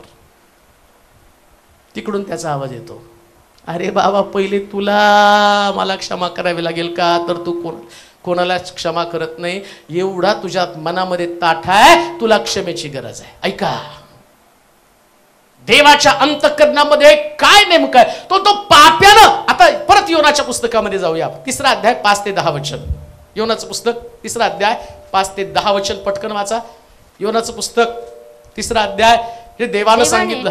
देवाने त्याचे वर्तन पाहिले, म्हणजे अर्थात देवानं काय पाहिलं? त्याचे वर्तन पाहिले. वर्तन पाहिलं म्हणजे अर्थात ते आपल्या कुमार्गापासून. देव वर्तन पाहतं. वर्तन म्हणजे काय? कुमार्गापासून वळले आहेत. हे पाहिलं तेव्हा त्यांच्यावर अरिष्ट आणील असे जे तो म्हणाला होता, त्याविषयी तो अनुताप पावला, आणि त्यानं त्याचवर ते आणले नाही. त्याचवर ते आणलं नाही. 10 पर्यंत. 10. योना 3रा अध्याय 5. तेव्हा निनवेतील लोकांनी देवावर श्रद्धा ठेवली. त्यांनी उपास नेमिला आणि श्रेष्ठापासून कनिष्ठापर्यंत सर्व गोंताट नेसलं. निनवेच्या राजास हे वर्तमान समजलं. तेव्हा तो आपल्या आसनावरून उठला व आपल्या अंगातला झगा काढून गोंताट नेसून राखेत बसला. त्याने जाहीरनामा काढून आपला व सरदारांचा असा ठराव निनवेवर प्रसिद्ध केला की कोणी माणसाने पशूने गुराढोरांनी व शेरडा मेंढरांनी काही चाखू नये खाऊ नये पाणी पिऊ नये तर मनुष्याने व पशूने गोंताट नेसावे. देवाचा मोठ्याने धावा करावा आणि प्रत्येकानं आपल्या कुमार्गापासून आपल्या हाताच्या जुलमापासून मागे फिरावे. देव कदाचित वळेल व अनुताप पावेल आणि आपल्या संतप्त क्रोधापासून परावृत्त होईल. म्हणजे आपला नाश होणार नाही. देवाने त्यांचे वर्तन पाहिले, म्हणजे अर्थात ते आपल्या कुमार्गापासून वळले आहे. हे पाहिले तेव्हा त्यांच्यावर अरिष्ट आणीन असे जे तो म्हणाला होता, त्याविषयी तो अनुताप पावला आणि त्याने त्याचवर ते आणले नाही. इकडे काय झालं? देवानं योनाला सांगितलं, जा निनिवेमध्ये जा, निनिवेचा मी अग्निगंधकाच्या द्वारे नाश करणार आहे. आधी तर योना जायला तयार नव्हता. त्याला वाटलं काय ती किटकट करायची, या लोकांना किती सांगितलं तर बदलत नाही. पण योना पण बिचारा माझ्यासारखाच कंटाळा होता, म्हणून तो म्हटला असेल निनिवेच्या ऐवजी तार्शिषला जाऊ, तिकडं तर जरा काहीतरी 4 पैसे कमवता तर येईल का, इकडे जाण्याची ऐवजी पुन्हा मुंबईला एखादी शाखा काढू म्हटल्यासारखं योनाच्या डोक्यामध्ये आलं असेल. आणि तो म्हटला निनिवेला नको, तार्शिषला गेला. तार्शिषमध्ये देवाला वाटलं नाही, निनिवेच्या लोकांनी पश्चाताप करा. आता देव योनाला निरोप घेऊन काय पाठवतो, मी नाश करणार आहे. आता योनाच्या डोक्यात काय, देवानी नाश म्हणजे नाशच करावा, अग्नीनं जाळूनच टाकावं निनिवे. एक तर माझी इच्छा नव्हती निनिवेला जायची, तरी मी गेलो, सगळं सोडलं माझं. मला चांगलं तार्शीचं जहाज आलं, त्याच्यात बसलो. विचार करा येण्याच्या डोक्यात काय काय येत असेल नाही का. देवा, एक तर मी येत नव्हतो, मला आणलंस तू बळबळ, बसलो त्या जहाजामध्ये आणि मी चाललो होतो तर तू, आणि वादळ आणलं, मासा पाठवला, 3 दिवस मला माशाच्या पोटात घातलं, एवढं घाण सगळं मी त्या माशाच्या पोटामध्ये जगलो. आता जातो निनिवे मधल्या लोकांना सांगतो, त्या पद्धतीने सुवार्ता सांगतो आणि झाडाखाली बसतो, तू अग्नी पाठव. आणि मग सगळं केलं त्याने आणि झालं तिथं. इकडं घडलं उलट. निनिवेच्या लोकांनी पश्चाताप केला, योनाच्या पोटात दुखायला लागलं. प्रॉब्लेम काय आहे धार्मिक लोकांचा? त्यांना वाटतं फक्त मीच वाचावं. समस्या काय आहे? फक्त मी स्वर्गात जायला पाहिजे. का क्षमा बाहेर पडत नाही? मी जी भावना आहे, देवाचं अंतःकरण समजण्याच्या ऐवजी, लक्षात ठेवा, देवाच्या अंतःकरणात मी स्वर्ग एवढा मोठा करून ठेवला आहे की त्या स्वर्गामध्ये माझ्या पित्याच्या घरात राहण्यासाठी किती जागा आहे? प्रॉब्लेम आम्हाला, आम्ही तिथे गेल्यावर माझी जागा हे घेतील का हा प्रश्न येतो. म्हणतो अरे जागा भरपूर आहेत, बंगले भरपूर आहेत. नसतं तर मी तुम्हाला तसं.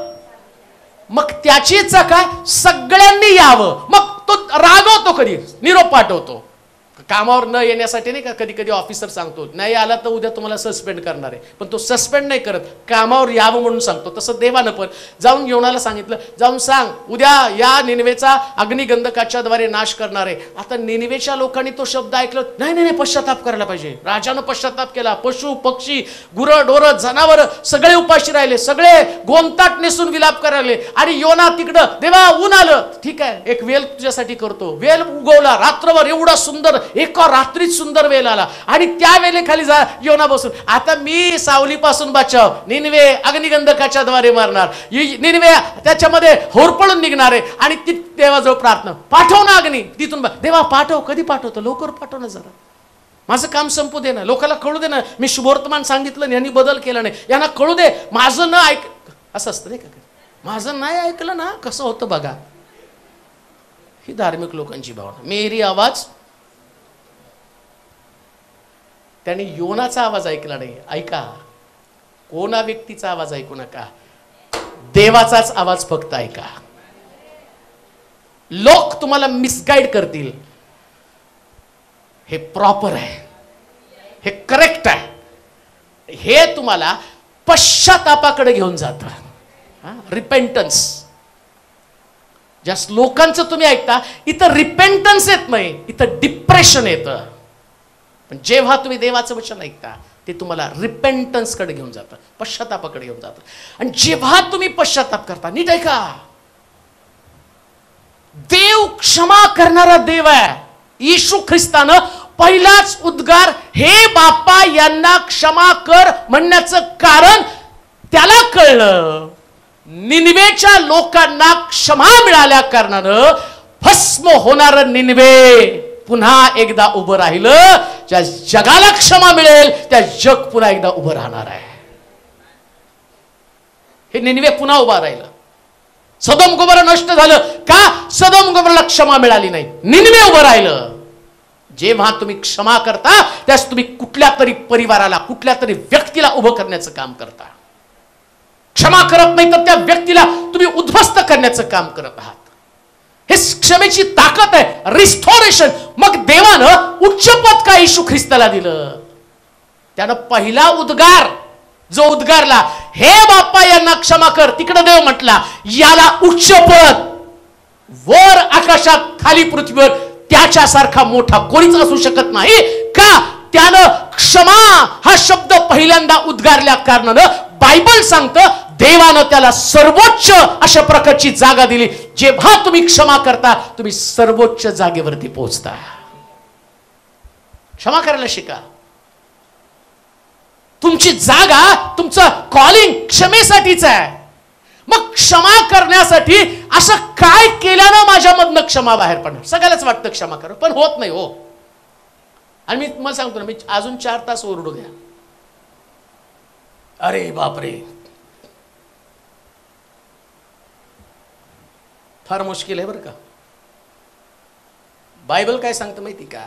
हे क्षमा मिळण्यासाठी कलेसिकराचं पत्र 3 अध्याय 12-13 वचन वाचा म्हणजे समजेल. तेव्हा तुम्ही देवाचे पवित्र असे पवित्र असे व प्रिय असे निवडलेले लोक आहात म्हणून करुणायुक्त हृदय, ममता, सौम्यता, लीनता, सहनशीलता ही धारण करा. एकमेकांचे सहन करा आणि कोणाविरुद्ध कोणाचे गाराने असल्यास आपसात क्षमा करा. प्रभूने तुम्हाला क्षमा केली तशी तुम्हीही करा. कोणी क्षमा केली?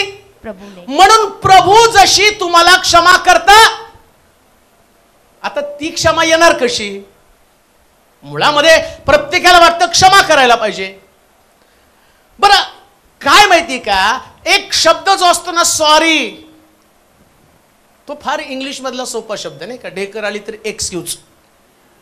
आता पूर्वी लाता घालून जात होती तर कोण एक्सक्यूज करत नव्हतं नाही का. आता चुकून जरी धक्का लागला तर एक्सक्यूज मी म्हणतात नाही का, कारण ते आता नसतं, एक ऍक्शन रिॲक्शन. आणि त्याच्यात आम्ही एवढे खुश होतो ना, त्यांनी मला एक्सक्यूज म्हटला आणि किती त्यांच्या किती सभ्य सॉफिस्टिकेटेड. बिब्लिकल तसं नाही. बायबल काय सांग, तुम्ही सॉरी म्हटल्यावर नाही क्षमा होतं बरं का. चला मी म्हटलं सॉरी, बरं आम्ही ते बोलताना किती वेळा तुला सॉरी म्हटलं? अरे ही क्षमा. मी तुला किती वेळा सॉरी म्हटलं तर तुला सॉरी कळतं का? अरे ही क्षमा. तू क्षमा करतो का दम देतोस? मुळामध्ये सॉरी हा शब्द हा फक्त शब्द झाला, ती कृती नाही. क्षमा ही कृती आहे, ती एक ऍक्शन आहे. आणि ती ऍक्शन निर्माण होण्यासाठी इकडं ज्या पद्धतीनं कलेसिकराच्या मंडळीला पत्र लिहिताना जे लिहिलं गेलं, काय लिहिले वाचा बरं सुरुवातीचं. तुम्ही देवाचे पवित्र. का तुम्हाला क्षमा करायची? तुम्ही कोणाचे आहात? देवाचे. आणि देवानं काय क्रुसावर केली? क्षमा. मग तुम्ही कोण आहात? देवाचे. मग मी देवाने क्षमा केली पण मी नाही क्षमा करणार. अरे मी म्हणतो पण प्रार्थना, बापा बापा बापा. तुझा बाप क्षमा करतो आणि तू फुगीर आहे. तुझं मन कुणाला क्षमा करत नाही. तुझ्या अंतःकरणामध्ये कठोरपणा, ताठरपणा आहे मनाचा. मी क्षमा नाही करणार आहे. आणि इकडं तुम्ही देवाचे. कुणाचे आहात तुम्ही? जसा तुमचा देव तसं तुम्ही असलं पाहिजे ना. आता तुम्ही 7 शब्दाचा विचार करायला लागला, हे बाप्पा यांना क्षमा कर. कधी कानावरती पडतोय. आणि तुम्ही वक्त्याचं नाव बघायला कोण येणार आहे, काय येणार आहे, कुठं जाणार आहे. मला ते एवढे कॉल आले, नाही आमच्याकडे या ना. कशाला? नाही तुमचे खूप लोक फॅन आहेत. आता मलाच बांधा त्या भिंतीला आणि फिरवा घरा फॅन नाही का. तुमचे फॅन ना आमचे फॅन. तुमचे खूप फॅन आहेत आणि त्या फॅनला तुम्हाला बघायचंय, फिरवा. अरे बाबा, हे करण्यापेक्षा क्षमा कर. हा माणूस येईल तो फक्त वक्तृत्व दाखवून जाईल आणि वक्तृत्वानं देव प्रसन्न होत नाही. काही तुम्हाला येत नसेल पण क्षमा आली ना तर तुम्ही श्रेष्ठ ठरणार आहात. काहीच येत नाही बरं का तुम्हाला, काहीच येत नाही. आला चर्चमध्ये बसला, कोणाचं तुमच्याकडे लक्ष नाही काय. आणि एक गोष्ट लक्षात आल्यावर तुमच्या अंतःकरणामध्ये हाच विश्वास असला पाहिजे, हे तुमच्या मनात असलं पाहिजे, मी कोणाचं आहे. आता आम्ही येतानाच म्हणतो, हे मला बघत नाही, ते मला बघत नाही, हे माझं नाही, हे माझ्या विरोधात, ते माझ्या विरोधात, तेच याचं असं याच. तू कोणाचं आहेस? मग कोणी बघायला पाहिजे? मग देव बघतो ना. पण आम्ही देवाला कुठं बघतो? आम्ही लोकाला बघतो. म्हणून लक्षात ठेवा, क्षमा हृदयामध्ये येण्यासाठी लक्ष कुठं पाहिजे? देवाकडं पाहायचं. आणि ज्यांनी त्याच्याकडे पाहिले ते त्यांची मुख लज्जेने कदापि पाय. मग तुमचा चेहरा काळवंडून जातोच कसा? कसं काय? म्हणजे तुमचं लक्ष देवाकडे नाहीच आहे. तुम्ही कोणत्या उद्देशाने आला? तुम्ही क्षमा करण्यासाठी आणि क्षमा मिळवण्यासाठी, दोनच गोष्टीसाठी आलेला आहे. लक्षात ठेवा. अजून एक गोष्ट तुम्हाला सांगतो, देवानं तुम्हाला जिवंत फक्त 2 गोष्टीसाठीच ठेवलंय. एक क्षमा करणं आणि दुसरं क्षमा मिळवणं. बाकी दुसरं काहीच नाही.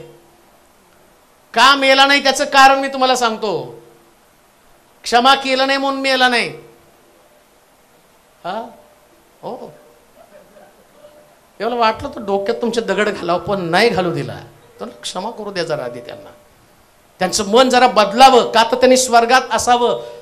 2 कारणामुळे तुम्ही जिवंत आहात, एक क्षमा करायला आणि दुसरं म्हणून दोन्ही गोष्टीसाठी जायचं पटकन. आणि काय होत नाही, एकदम जायचं सॉरी म्हटलं संपला विषय.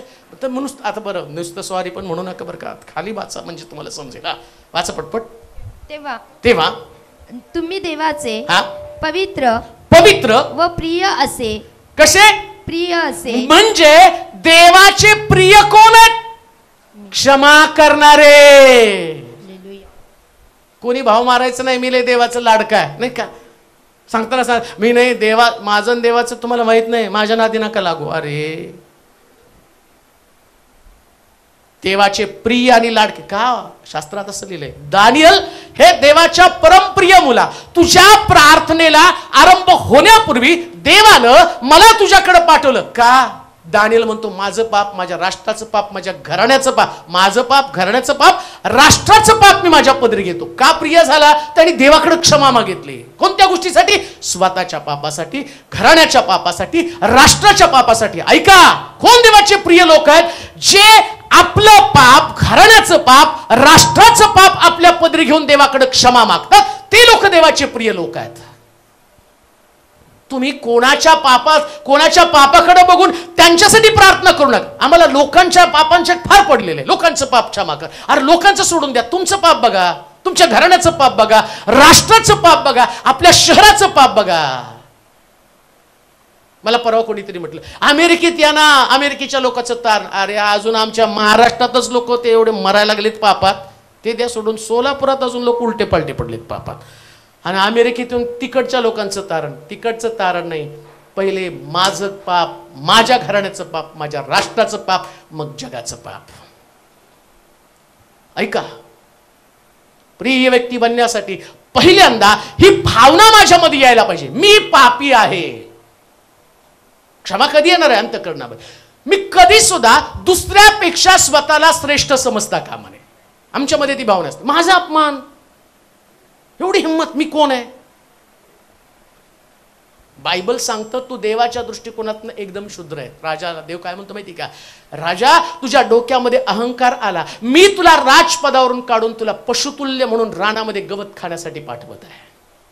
कोण आहात तुम्ही? देवाचं डोकं फिरतं ना, त्यास देव तुम्हाला तुमच्या जागेवर सुद्धा ठेवत नाही. तुमचं स्थान, तुमचा दर्जा, तुमचा अधिकार, या सगळ्याशी देव खेळत असतो. ऐका, काय क्षमा आहे? क्षमा करण्यासाठी तुमच्या मनामध्ये ती भावना यायला पाहिजे. कोणती भावना?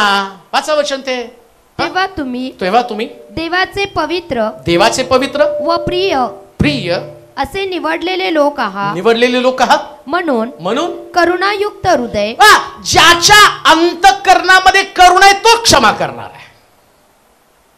तो सगळं क्षमेच्या तिथं जाण्याच्या अगोदर तो प्रिपरेशन करत आहे. तुम्ही कोण आहात? आपापसात तुमचं गारणं असेल, याचा अर्थ प्रत्येक व्यक्तीचं कुणाशी तरी वाजत असतं, प्रत्येक व्यक्तीचं कुणाशी तरी आणि काहीतरी प्रॉब्लेम असतो. परंतु हे करत असताना या गोष्टी ध्यानात ठेवल्या पाहिजे. कोणत्या? आम्ही देवाचे प्रिय लोक आहोत. कधी क्षमा बाहेर पडणार आहे? मी देवाचा प्रिय व्यक्ती हे लक्षात आल्यावरच मी क्षमा करणार आहे ना.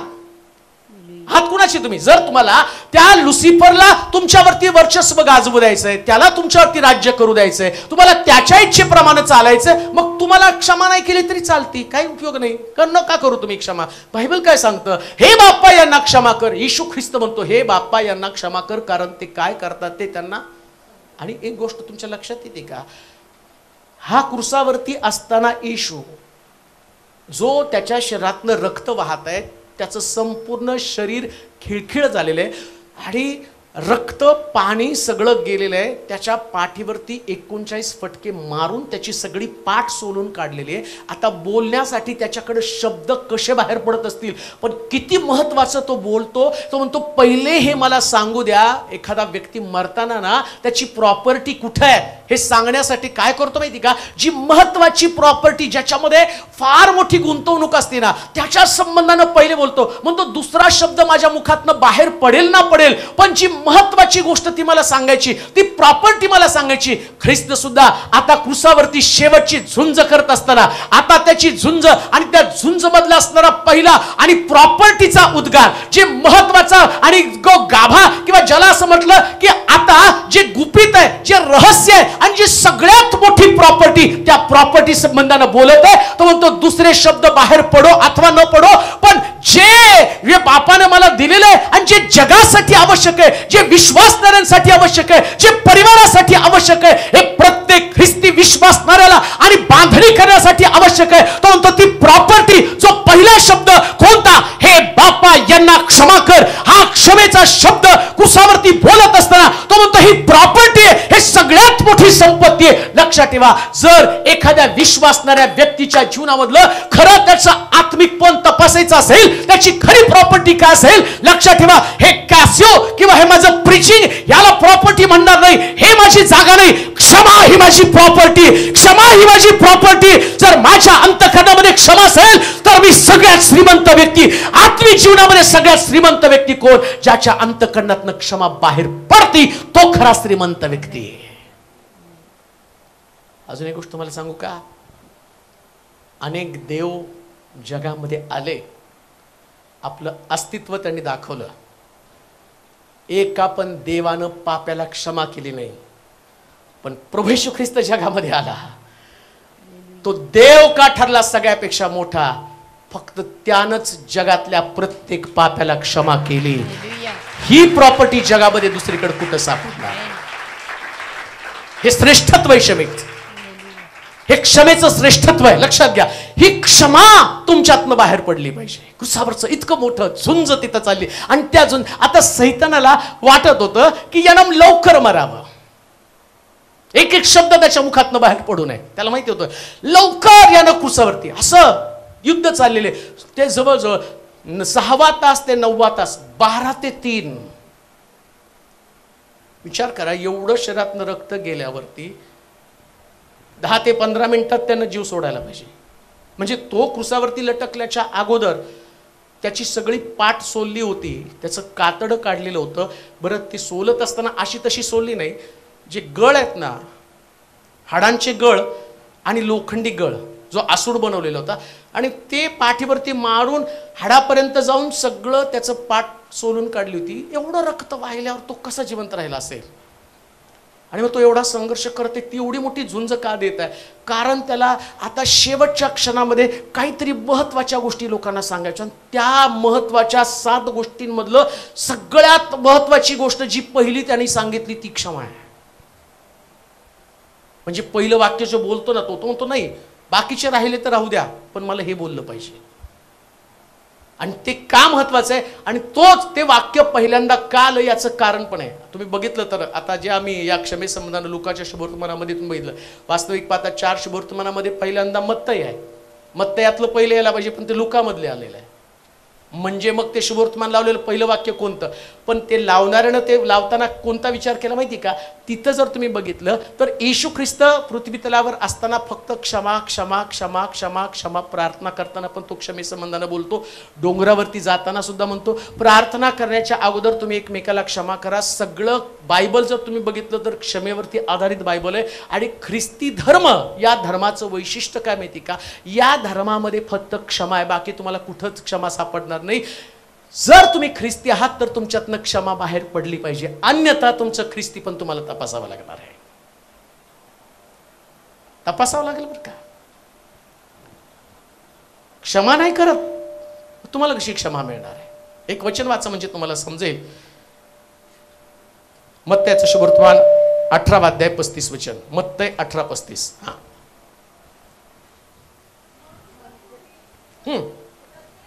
म्हणून जर तुम्ही प्रत्येक जण कोण हो, प्रत्येक जण, जोरात कोणता शब्द आहे, प्रत्येक जण आपापल्या बंधूला, मनापासून, बंधूला म्हणजे बहिणीला पण असू दे बरं का. मी तर म्हणतो बंधूत आहे पण बहिणीत नाही हो. बंधूंला मनापासून क्षमा करणार नाही. कशापासून, मनापासून. म्हणून तर म्हणलं नुसतं सॉरी म्हणून चालत नाही. सॉरी मध्ये मन नसतंय, शब्द असतो फक्त भावना. मनापासून क्षमा करणार नाही, तर माझा स्वर्गातील पिताही त्याप्रमाणेच तुमचे करील. म्हणजे तुम्हाला क्षमा. आणि तुम्ही रोज जाता, मी आता प्रवासाला निघाले, देवा माझं संरक्षण कर, मला मरू देऊ नकोस. आणि आमची प्रार्थना, गाडीचा ताबा घे, ड्रायव्हरचा ताबा घे, रस्त्याचा ताबा घे, दगडांचा ताबा घे, कुत्र आड येऊ नको, मांजर आड येऊ देऊ नको, सुरक्षित जाऊ दे. क्षमा केली तर, नाहीतर असं कुत्र सोडेल की तुला उलट पालट करून टाकेल. असं लिहिलंय बायबलमध्ये, मी नाही माझं मनचं सांगत, असं लिहिलंय. वाचा बरं परत एकदा, मी मनचं सांगतो, कळकल तुम्हाला. म्हणून जर तुम्ही प्रत्येक जण तिथं काय कंसात लिहिलं नाही, पास्टर तेलोरे सोडून सगळ्याला. तुमचं कशाला नाव टाकून तुम्ही माझ्यावरच डाऊट. असं कंसात कुणाला ब्रॅकेटमध्ये नाही त्याने घातलं. नाही तू धार्मिक आहे तुझं सोड, नाही. प्रत्येक जण, ईच अँड एव्हरी पर्सन, प्रत्येक व्यक्ती, मी, तुम्ही, तुमच्यातला प्रत्येक जण आपापल्या बंधूला, कुणाला? आपापल्या बंधूला, तुम्ही बहिणीला म्हणा, आपापल्या बहिणीला मनापासून, कशापासून? मनापासून म्हणजे स्माइल देऊन. क्षमा कशी करायची असते? मनापासून स्माइल देऊन. मनापासून म्हणजे मन दिसतं तोंडावर, आणि फुगलेलं तोंड घेऊन तुम्ही आला चर्चमध्ये बसला आणि तुम्ही तिथं सुंदर गाणं गायले ना, अमकं केलं, ते तिकडे, अरे हे फुगा मी वर तरी कसं घेऊ म्हणेल.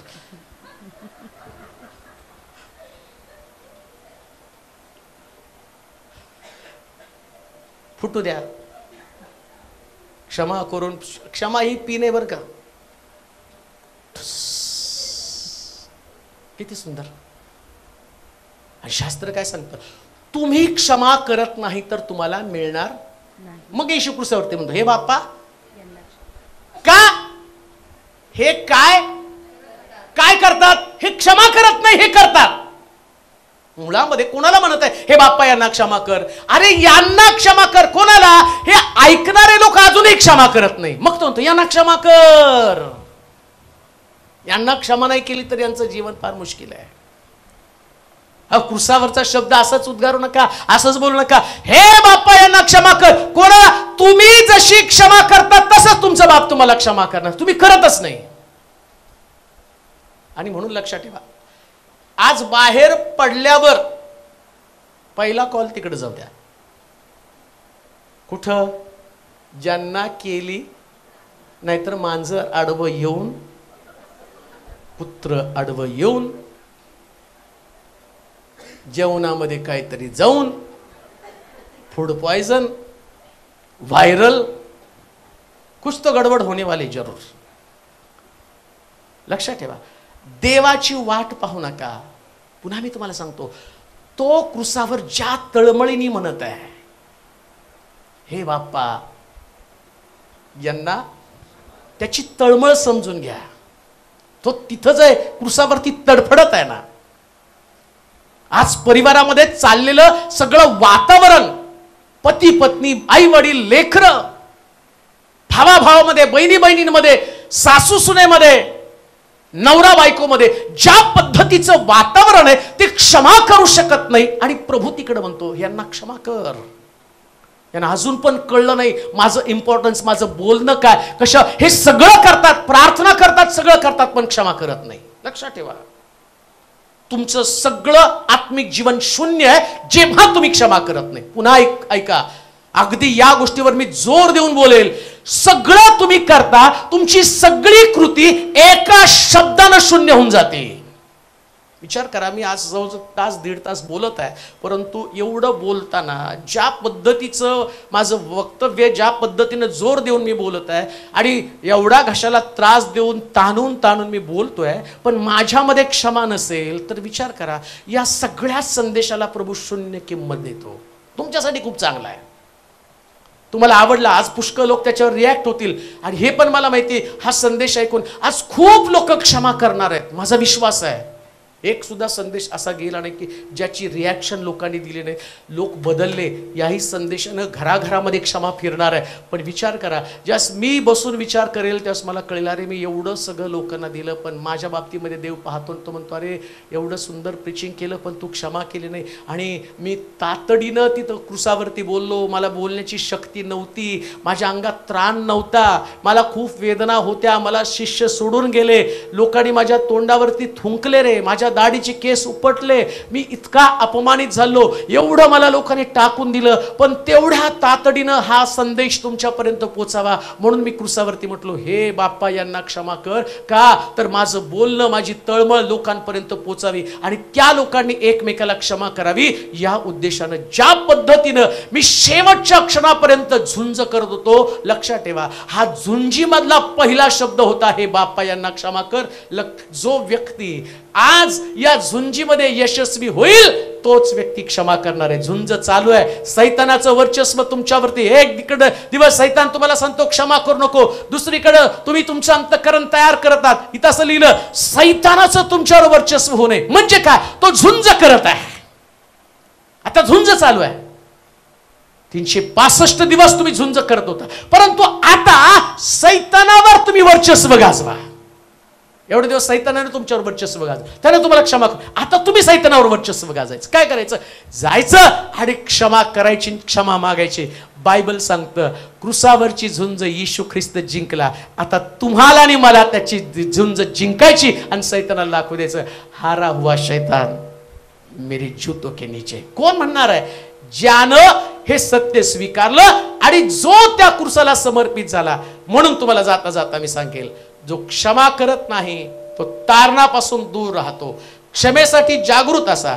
क्षमा न करणाऱ्याला, परिषदांचं कृत्य 5 अध्याय 31 वचन तेवढं वाचून एंड करू. त्याच्यामध्ये अजून एक मुद्दा राहतो. 5 अध्याय 31 वचन, क्षमा करणाऱ्याला देव उच्च पद देतो. अजून एक फार सुंदर त्याच्यामध्ये वाक्य ते वाचणं गरजेचं आहे. त्याने इस्रायलाला पश्चाताप व पापांची क्षमा ही देणगी देण्याकरिता त्याला आपल्या उजव्या हाताशी अधिपती व तारणारा.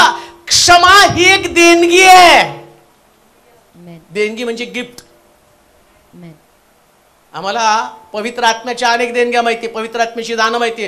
काय म्हटलं? श्रेष्ठ कृपादानांची उत्कंठा बाळगा, मग भाषा, अन्य भाषा, भाषेचा अर्थ, अद्भुते करण्याची शक्ती. पण इकडं येशू ख्रिस्ताला एक वेगळंच दान मिळालं. कोणतं दान? क्षमा.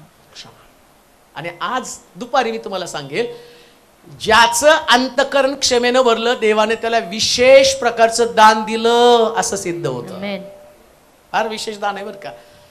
जर तुमच्या हृदयात क्षमा असेल ना, तर समजायचं तुम्हाला, अरे देवानं सगळ्या हृदयापेक्षा वेगळं हृदय दिलेलं आहे. सगळ्यांपेक्षा वेगळं हृदय असू द्या.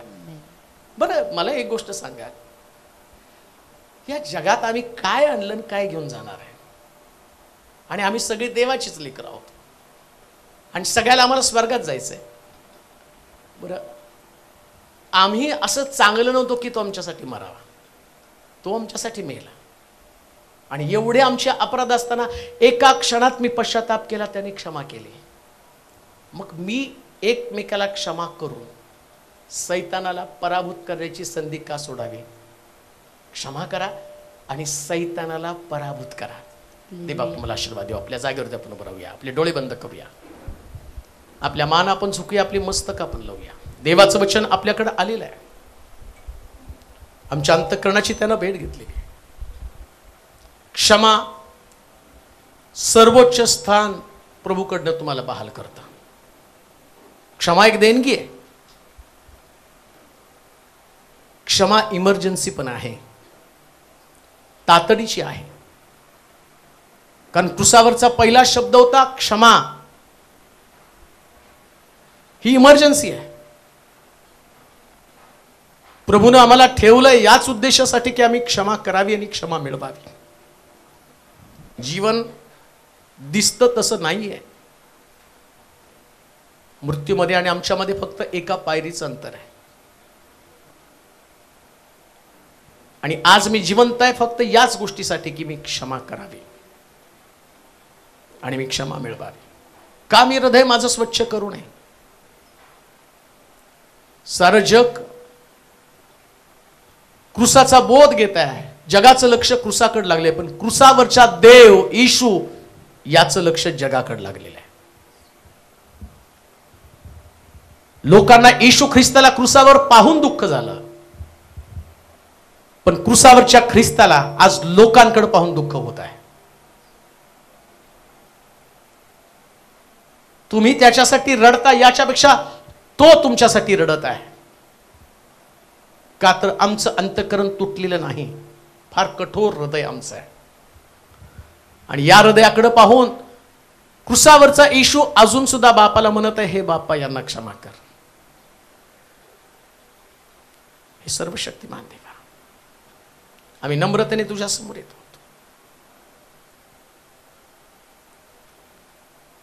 आम्हाला आत्मिक व्यक्ती बनायचं आहे. पुष्कळ संदेश आम्हाला प्रोत्साहित करतात, काही संदेश आम्हाला निराशेतनं बाहेर काढतात,